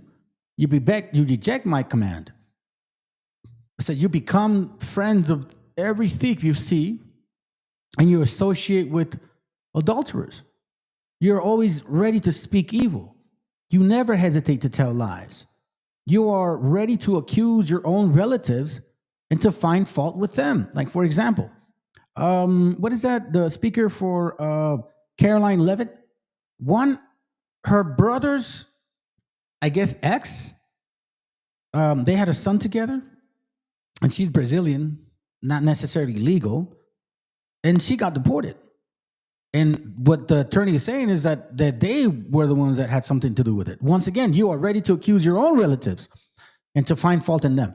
Well, she's illegal. She crossed the border when she was 6 years old, so she needs to go back because she broke the law. A 6-year-old? You have done all this, and I have said nothing, so you thought that I am like you. God bless America, right? God chose the Protestants. God chose evangelicals. Remember that shit? Remember that crazy talk? These crazy Christians? like the crazy lady, like this lady right here. If your engine is not revving up, you know what you need? You need a Holy Ghost.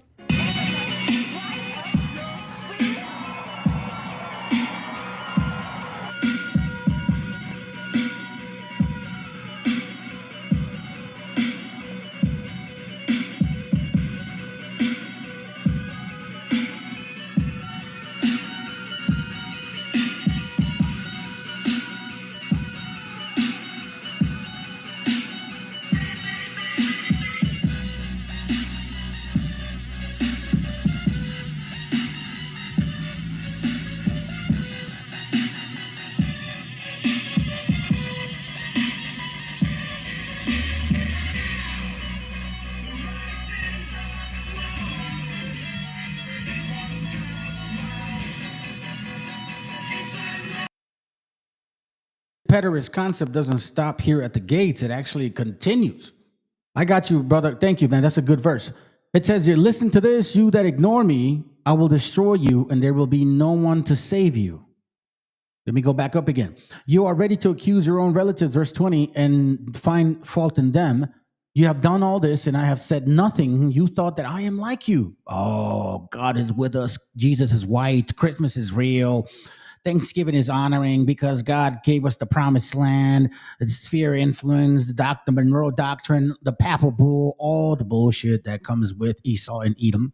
But now I reprimand you and make the matter plain to you. Listen to this, Edom, Esau, sons and daughters of the most wicked, dirty bastards, that you ignore me, and I will destroy you, and there will be no one to save you. Give thanks.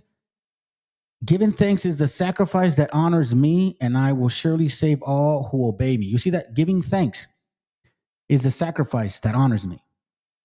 Not an animal, not bending the knee to Jesus, not thinking he's going to save you, because they don't work like that. Nobody dies for your sins, dumbasses.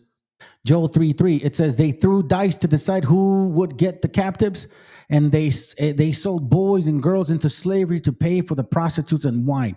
You know that that's a historical actual verse that applies to our people. And they had cast lots for my people and have given a boy for a harlot and sold girl for wine that they may drink. Watch this. Okay, let me see if I can find it. I had it. Hold on. Did I have it here?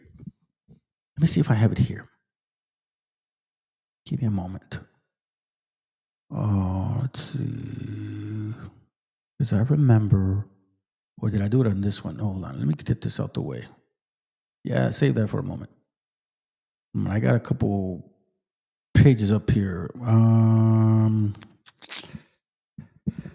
I'll see if I can find it, bro. Let me just kind of stick to that, right? So we'll go to that. Let's say Lamentations 5:2. Hold on real quick. Lamentations 5:2. And this goes for you dumbasses out there crawling for savory, crawling towards a white Jesus or black one for that matter, thinking they're going to save you. Lamentations 5:2. Our inheritance is turned to strangers, our houses to aliens. What do they call you, family? When they say illegal, they don't even have to say illegal Mexican, illegal Salvadoreño, illegal Cuban, illegal Dominican Republic. None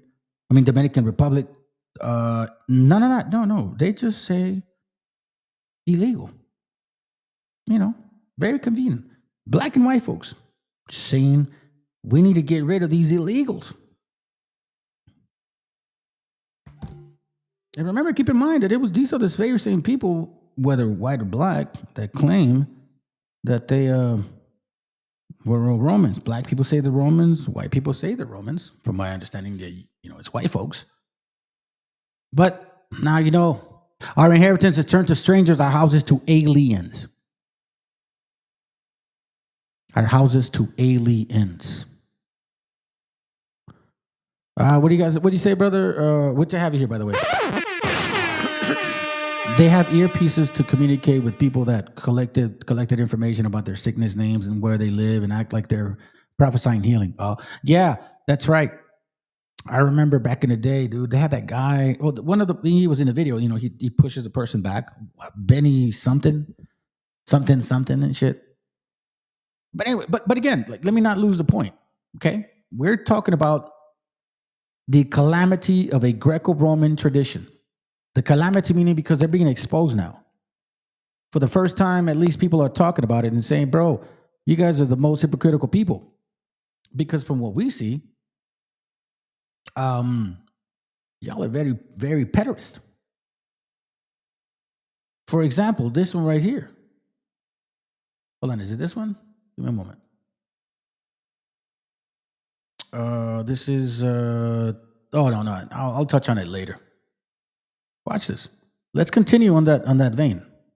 Remember, we're talking about Babylon to America.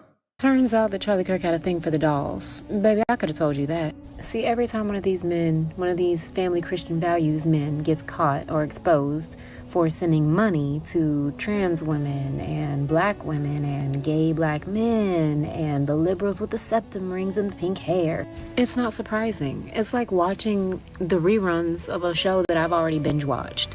Remember our conversation about Groyper culture and far-right extremists having an obsession with Roman and Greek culture? Yeah. These dudes will preach about purity with their whole chest and then be in somebody's DMs with their credit cards doing the Cupid shuffle. They'll scream morals while their bank statement screams $3,000 or $300,000 or $30,000 to a fantasy that looks nothing like the woman they parade around at church. And what's funny is men like this always tell him themselves before the receipts even drop. Cause baby, what the girls, the gays, and the theys have always known is that the louder the hate, the freakier the truth.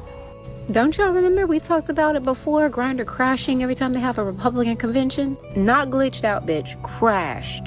Overloaded. And then these people have the nerve to act shocked? Baby, this is not new. This always been a thing. As a matter of fact, I will be taking myself on a birthday thrifting spree paid for by a 3-time Trump voting MAGA conservative man, happily throwing money at me and calling himself my slave. Are we for real? The truth of the matter is these men are weak. They would rather live out their fantasies and their deepest, darkest secrets and their true selves in the closet and in the dark rather than live in their truth. Because if they were to live in their truth, they would lose their positions of status that grant them power. And that's the drug too many of them can't let go of. Baby, we got a whole old-ass queen sitting up in the highest seats in the United States of America. And why? Because power is too much for them to let go of. Wealth control and domination is a hell of a drug to a white person, bitch.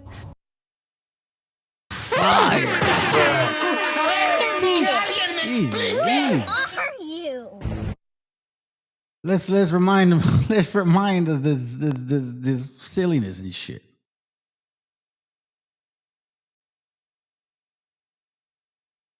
Roast beef juice all over my pants. We're very wet. You should put this under. What are you doing? Yeah. I was trying to show the sandwich. You just got my chips all over the table. You're such a baby, dude. You just fucked my chips. You know the reason why that's this idea that's been brought into the zeitgeist, right? It's to stop men from making relationships because we're dangerous when we're together. Yeah. So it's like, oh, you give your friend a hug, oh, gay. Yeah, oh, you go kiss out. your friend on the lips. Gay. Oh, you have a shower with your friend, gay. Bro. Belly's full.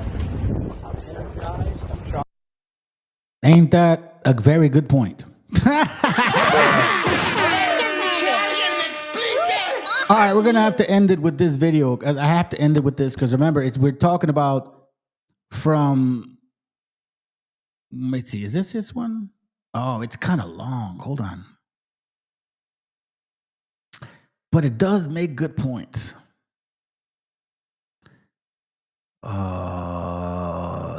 Yeah, I'll let it play up until maybe 12 minutes, and that's it. Because it's good points. And besides, I've been on a while. Like I said, I did a class earlier today, fam. If you guys get a chance, please go to the class before. I think it's very, very informative. I did it earlier this morning. And let's see here. Hold on. Where are you at? Hold on. You go here. There's this one right here. Here, this one right here. So it's called The Black Plague Exposed. Okay. It's got 22 likes, so obviously people like it. All right. In the last half a day, it's got 97 views, but 22 likes. That's a hell of a like, bro. That's a hell of a lot of likes. You know what I'm saying? I haven't even had a chance. My bad, fam. I'll go out there and give you guys likes and stuff. But this is heavy duty. All right. However, I think we definitely need to watch this, man. I got to give it 12 minutes. I have to. I think it only makes sense. I think it only makes sense, and then we'll be done. Because once again, Sodom and Gomorrah practices were nothing new to Canaan, and they derived all the way from Babylonia. Look it up. In these troubled times of climate catastrophe, billionaires consuming all the wealth and resources on the planet, and a lukewarm Taylor Swift album reception, one constant that we can all take solace in is how much the right hates one another.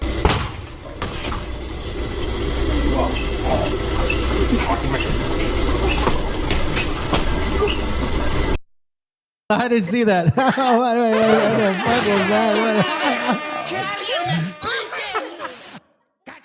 Hold on a second. I missed that one. My bad, fam. Because I used to box, right? And this Planet right here, and a lukewarm Taylor Swift album reception. One that's the that's a feedback. Okay, let me see what happens. All right, I'll be quiet now. 12 minutes straight. Constant that we can all take solace in is how much the right hates one another.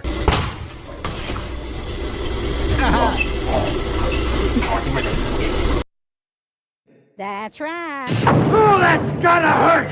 A ver, que alguien me explique! Who are you? Here, let me read that for you real quick before I go, bro. Habakkuk 2:2.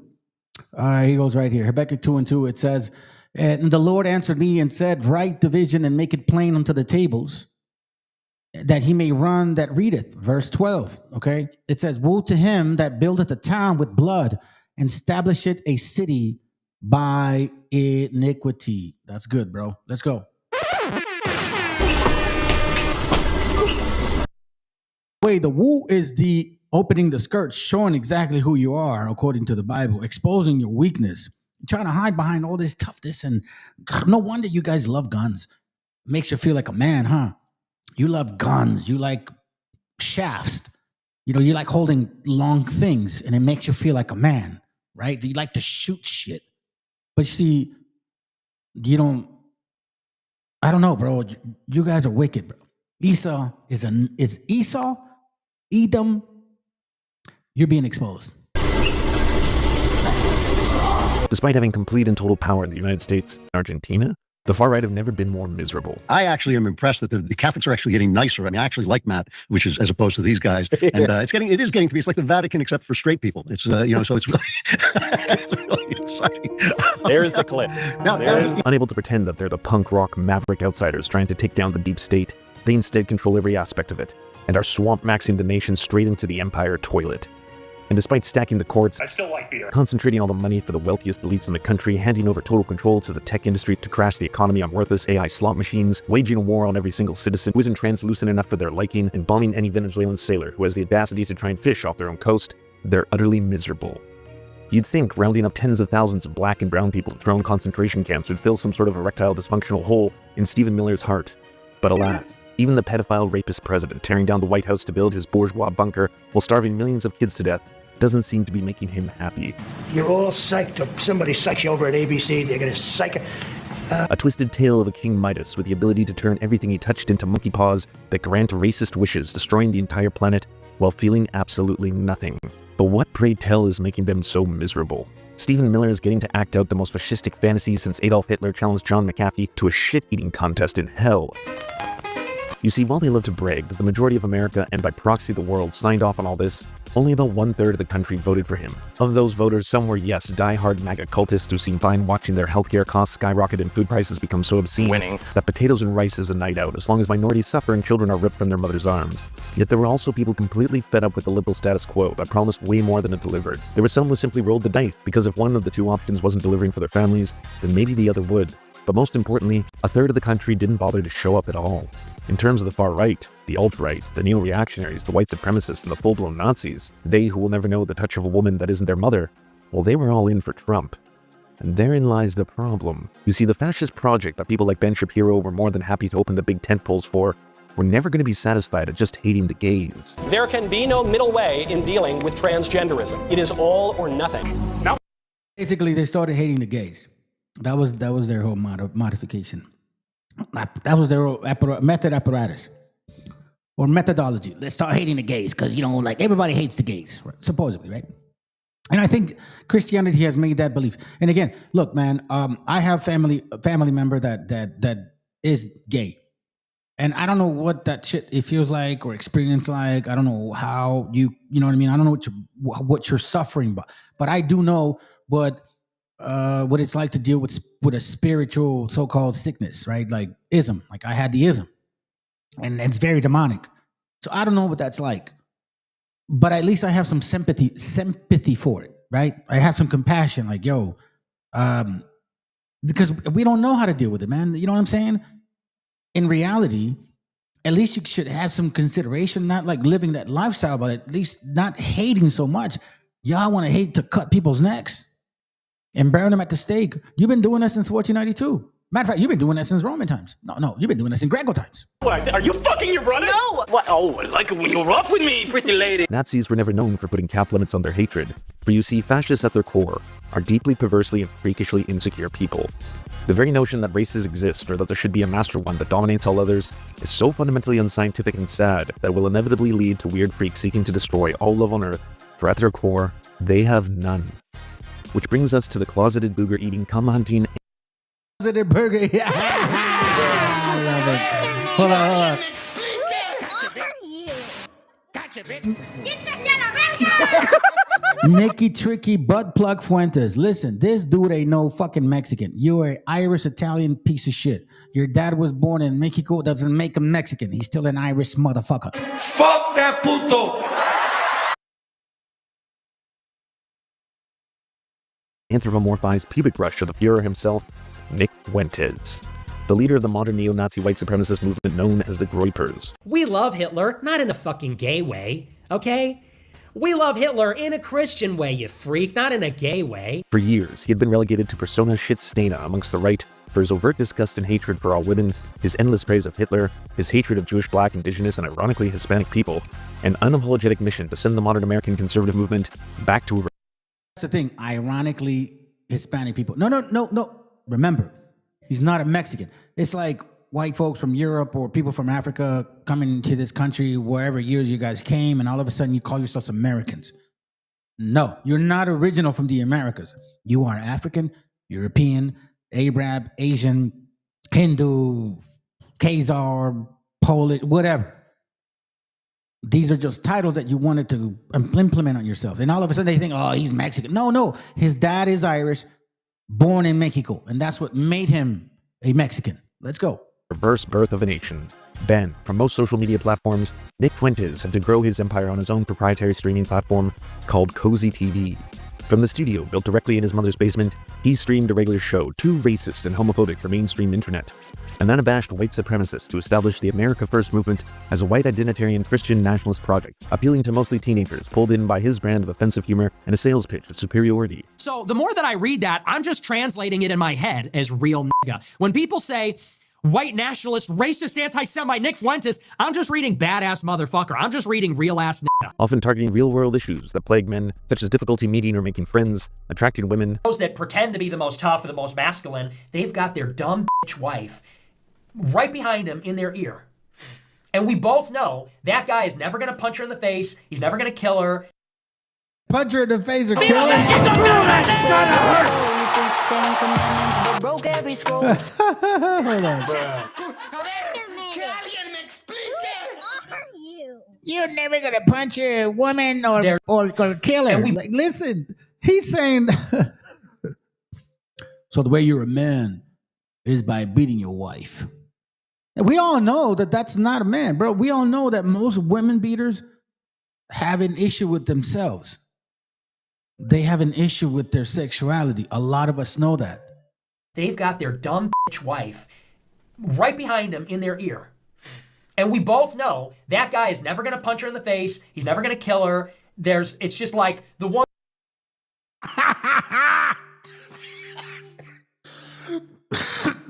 So hold on a second. A real man is a killer? A real man is someone that kills his wife? Are you serious, Nicky Tricky Butt Plug Fuentes, bro? Did that furry mustache get to your head? What's going on, man? Did you grow that shit because it reminds you of your balls? Somehow you're probably flexible enough to suck on yourselves. Woman knows that's not even in the cards. It's not in the deck. Okay, she's going to open up that pack of cards and it's not in there. 0% chance. Okay, it's never going to happen. He's never going to cheat. There's no rape. There's no. In other words, there's no actually. You hear what he said? He's never going to cheat. Hold on a second. This is a so-called Christmas Christian that reads the Bible, supposedly. In the deck, okay? She's going to open up that pack of cards and it's not in there. 0% chance, okay? It's never going to happen. He's never going to cheat. There's no rape. Okay, first of all, I mean, you shouldn't be treated like shit if your woman does it. Secondly, I don't cheat not because I'm afraid of her. I don't cheat because I'm afraid of the Most High. That's why.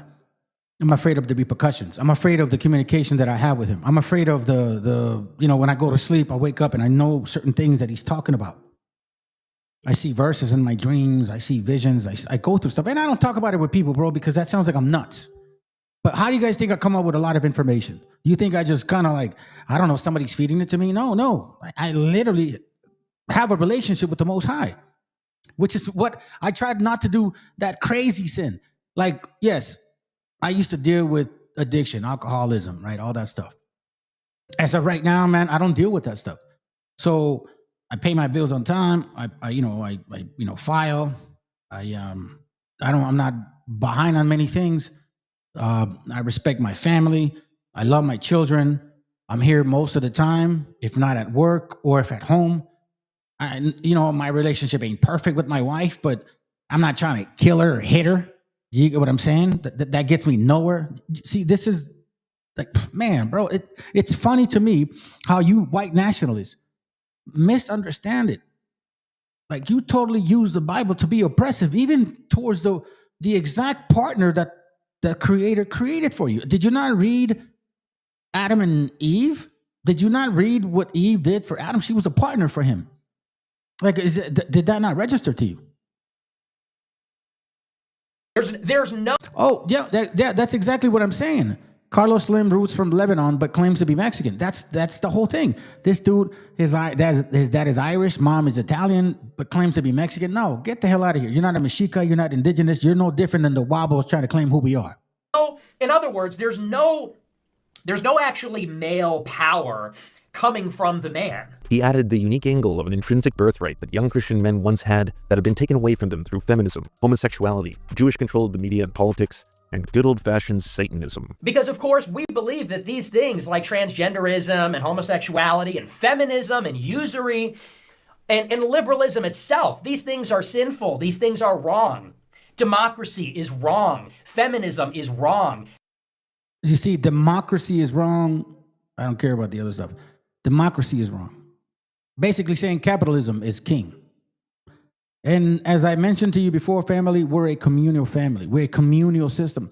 And you know what's so funny? That they embrace that shit from the Israelis. You know, the fake Jews, the self-proclaimed ones, the Khazars, Palestinians, Lithuanians, all those Russians and, all them fucking Germans and shit. Yeah, those fake ones, the ones that look like him. Oh, by the way, shit, I forgot. Oh, hell no, man, bro. I just remembered. I just fucking remembered, family. This is so funny, dude. So, Nick Fuentes, in case y'all don't know, he is a Sephardic Jew.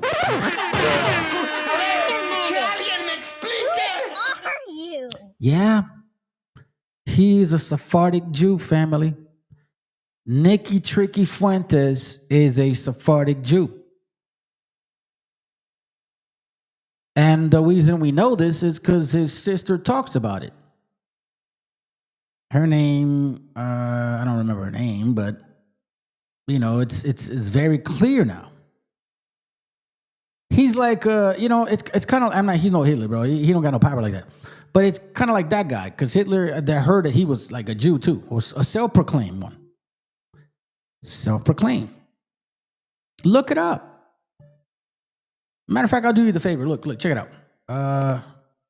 Nick Fuentes' sister claims to be a Sephardic Jew. Watch.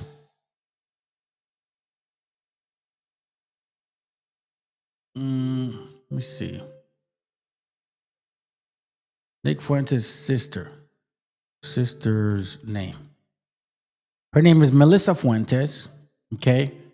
Melissa Fuentes claims to be a Sephardic Jew.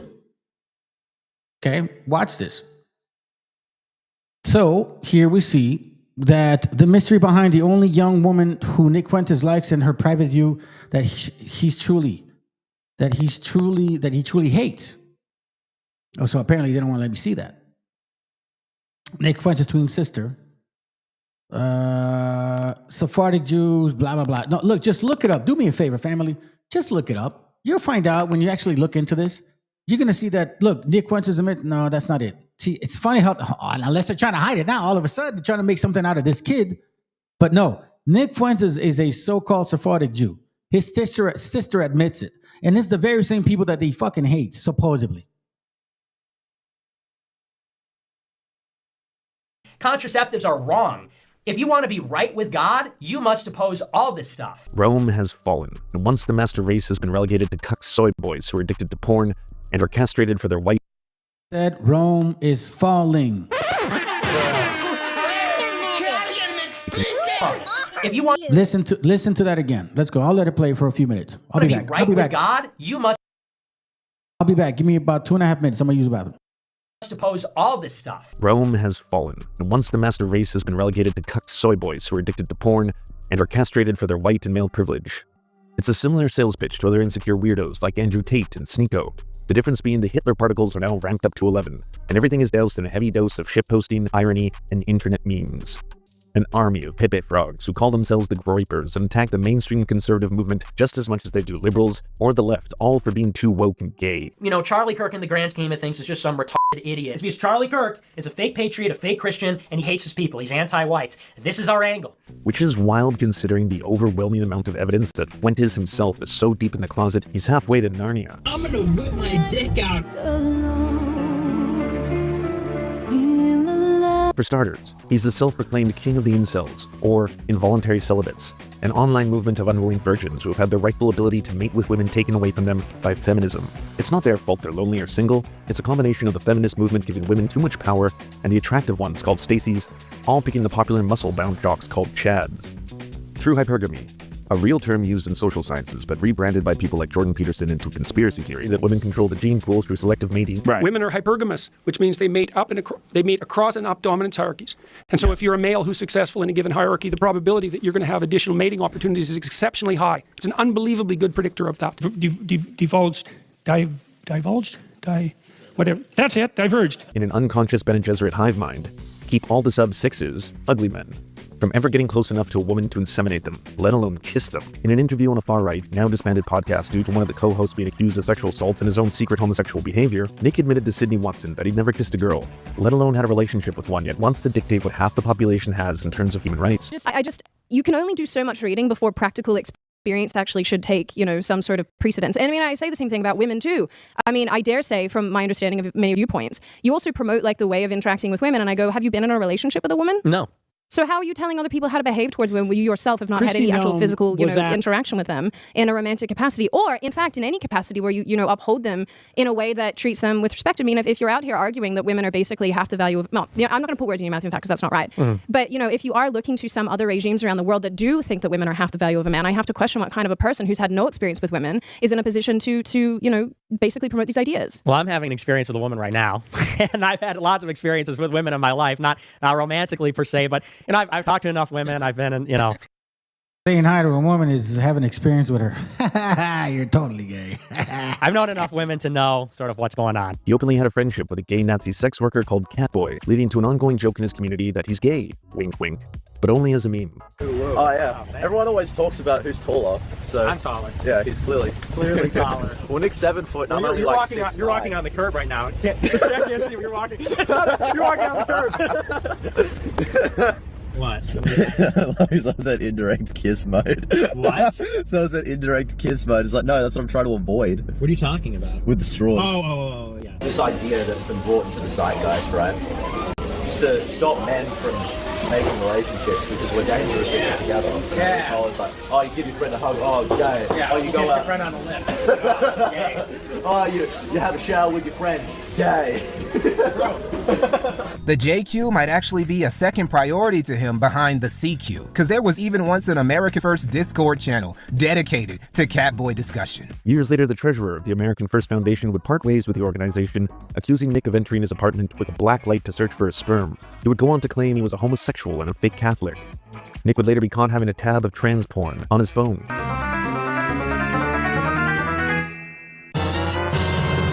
And of course, there's the time after finishing one of his streams that he accidentally started streaming full, hardcore gay pornography to his audience. And have a great rest of your evening.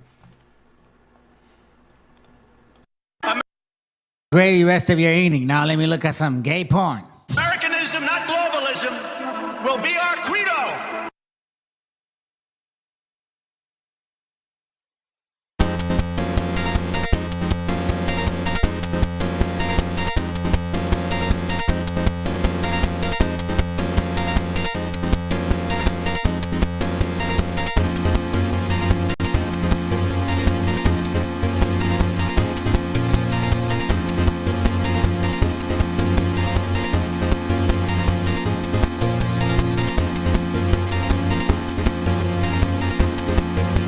Which he would claim was not him, and was instead an attack by Mossad for his criticisms of Israel. There's no warning. We just went straight into Happy Thanksgiving to Destiny's wearing a butt plug on the stream.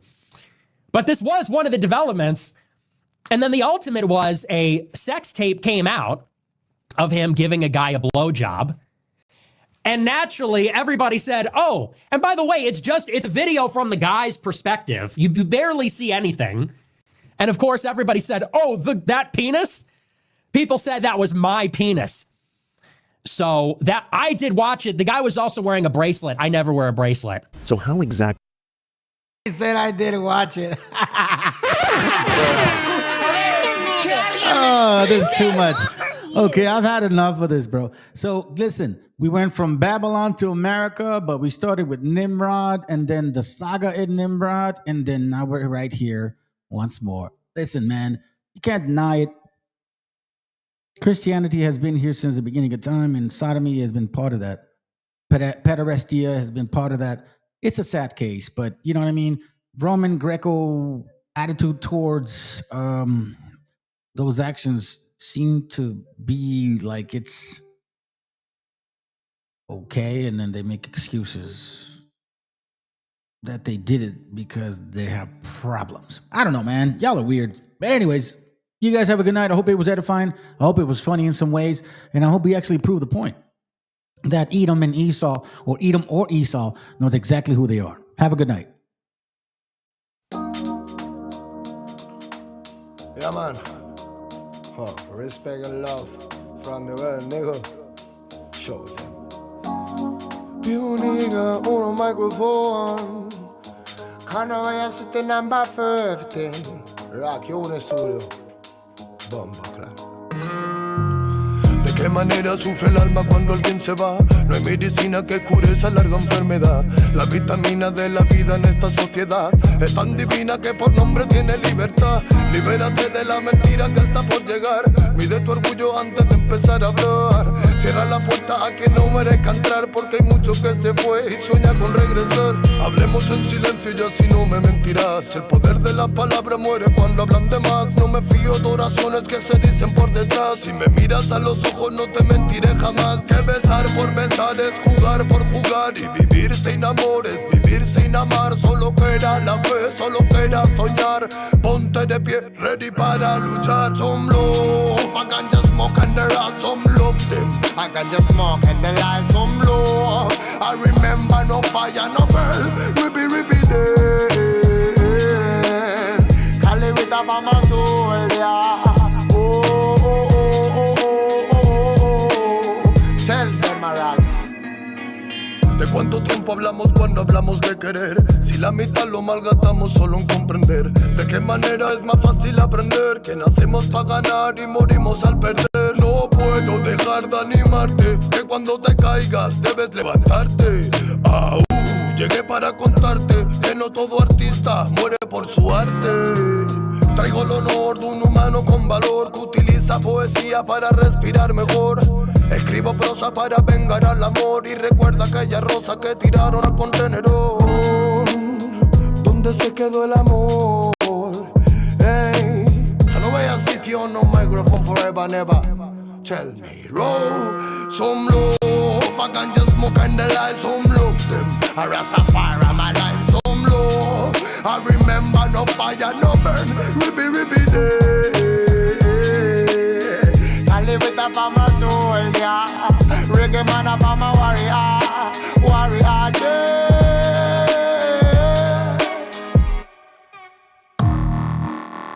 Not I really think. Oh, yeah, man. Si se piensa que la música es un juego, lo lleva claro, hermano. Desde España, internacional, bombo, clack, y Lego. Not really easy. No. Pure nigga on a microphone. Hey, tell us any tree. Tell if I'm a Rasta, feeling on my sin. Hey, more love.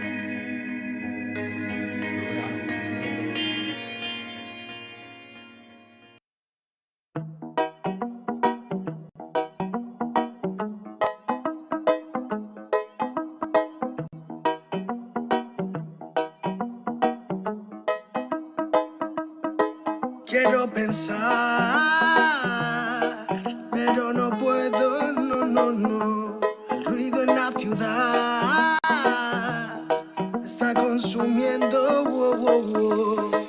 Quieren pensar, sin ni siquiera estar al mando. Tanta publicidad subliminal te está matando. Les cuesta decidir por sí mismos cuál es su mando. Publican sonrisas con el corazón llorando. Quieren brillar, pero sin tener que valerse de tener sus ideas propias. Los veo a todos igual, solo son la réplica de la imitación de una triste copia. Obedece, la vida es un suspiro y envejeces. Te dejas distraer por estupideces y pierdes el eje. Te duele por dentro, entonces te creces, pero aceptas mucho menos de lo que mereces. ¿Y quién te ha dicho a ti que no puedes pensar sobre lo que decís, sobre cómo actuar? Lucha por ser feliz sin a nadie dañar y solo así podrás brillar. ¿Y quién te ha dicho a ti que no puedes pensar sobre lo que decís, sobre cómo actuar? Lucha por ser feliz sin a nadie dañar y solo así podrás brillar. Conserva tu juicio y tu intuición, más activos que el que lucha por lo suyo y no se rinde. Yo ya sé bien cuál es mi misión, y es contarte que el mal por su propio pie pronto se extingue. No caigas bajo su control, pues por la televisión es normal que mal lo pinte. Tú mantente firme en conexión con la fuente de creación, vivirás siempre de fin de. Dios abre los ojos, dime lo que ves. A tus propios hijos matándose por billetes. Niños por cada 2 por 3. Pa' unos es bendición, con otros por su causa pequen. Y yo que intento ser un ser crístico, voy bendiciendo hasta los diablos. Piensan que es cierto el mensaje típico. Dicen que invento lo del engaño y mientras lucho contra mis errores, demonios escucho, me ofrecen soluciones, pero sé que hay un ángel que quiere que mejore. Me dice haz un trabajo interno antes de que lo ignores, antes que otra vez llores y se llenen los mares de pena y de dolores, ya que en mi mente no caben. La paz no va en un sobre, somos algo importante, nunca te revelaste y por eso no lo sabes. ¿Y quién te ha dicho a ti que no puedes pensar sobre lo que decís, sobre cómo actuar? Lucha por ser feliz sin a nadie dañar y solo así podrás brillar. ¿Y quién te ha dicho a ti que no puedes pensar sobre lo que decís, sobre cómo actuar? Lucha por ser feliz sin a nadie dañar y solo así podrás brillar. Me desperté tan cansado, me sentía mal herido de todo lo que he pasado. No me quita lo aprendido, por dentro me he perdonado, pero casi no me olvido. Me desperté tan cansado, me sentía mal herido de todo lo que he pasado. No me quita lo aprendido, por dentro me he perdonado, pero casi no me olvido, no. Todos repiten lo que dice el referente, discursos vacíos lejos de ser coherentes. De lo que no sabes será mejor que no inventes, que investigues y no te dejes lavar la mente. ¿Y quién te ha dicho a ti que no puedes pensar sobre lo que decís, sobre cómo actuar? Lucha por ser feliz sin a nadie dañar y solo así podrás brillar. ¿Y quién te ha dicho a ti que no puedes pensar sobre lo que decís, sobre cómo actuar? Lucha por ser feliz sin a nadie dañar y solo así podrás brillar. Quiero pensar, pero no puedo, no. El ruido en la ciudad está consumiendo.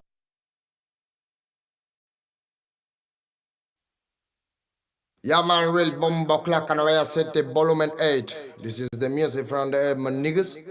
Yeah, man. Oh, ribby damn, ribby damn. Hey. La la la la la la la la la la la la la. You man a tribute from Black Uhuru Ray. Hey. Broken microphone, mystic lover sound, a dream of soul.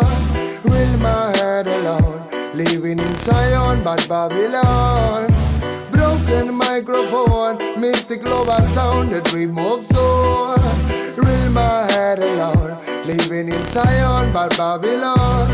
Por soñar soñé que todo cambiaría, por pensar pensé, luchar a sangre fría sin perder la fe, viviendo el día a día, más con sentimiento que marcó mi sinfonía. Darle pan al que no puede comer, darle bendición al que sepa renacer. 3000 errores solemos cometer, pero solo un gran hombre lo sabrá reconocer. Y me di cuenta hoy de tantas cosas, algunas crudas, otras bastante hermosas. Son los más sabios, personas poderosas, no aquellos bastardos que destrozan nuestras prosas. Es la perdición, mala situación de manchar tu corazón por tu mala acción.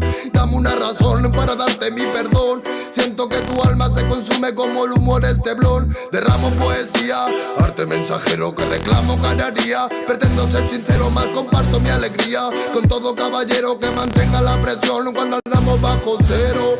Sentimientos perdidos con calma, malos actos mancharon tu alma. No pide perdón quien dispara el arma, no sabe que un ladrón se bate con el karma. Broken microphone, mystic love sound, a dream of soul.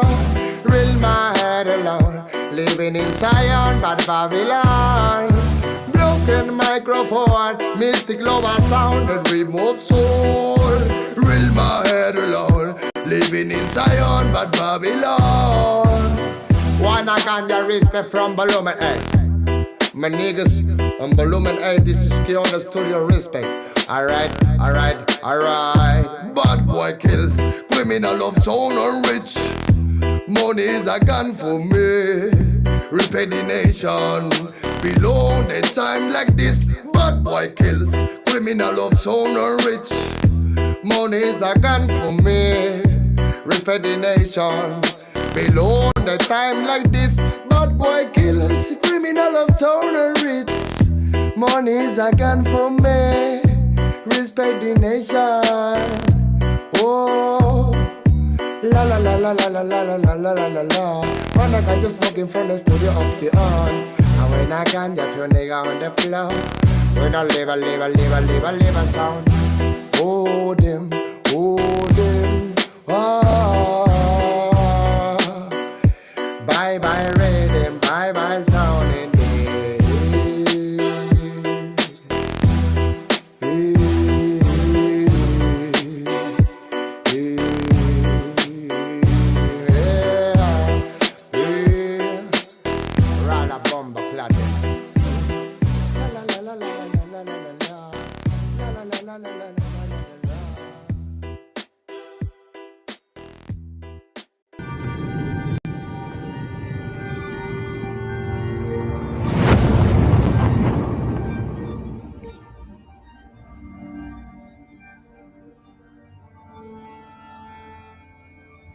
Ical, hijo, abre los ojos.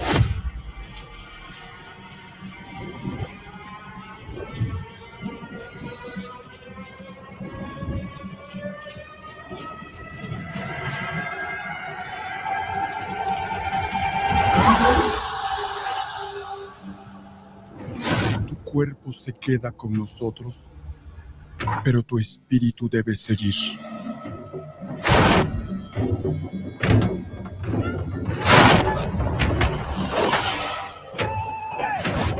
Busca la luz.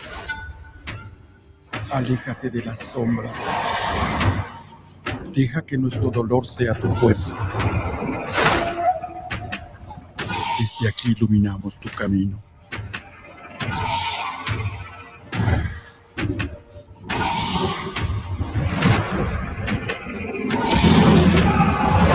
Lucha como nosotros ante esta pena tan grande. Yo soy tú. Tú eres yo.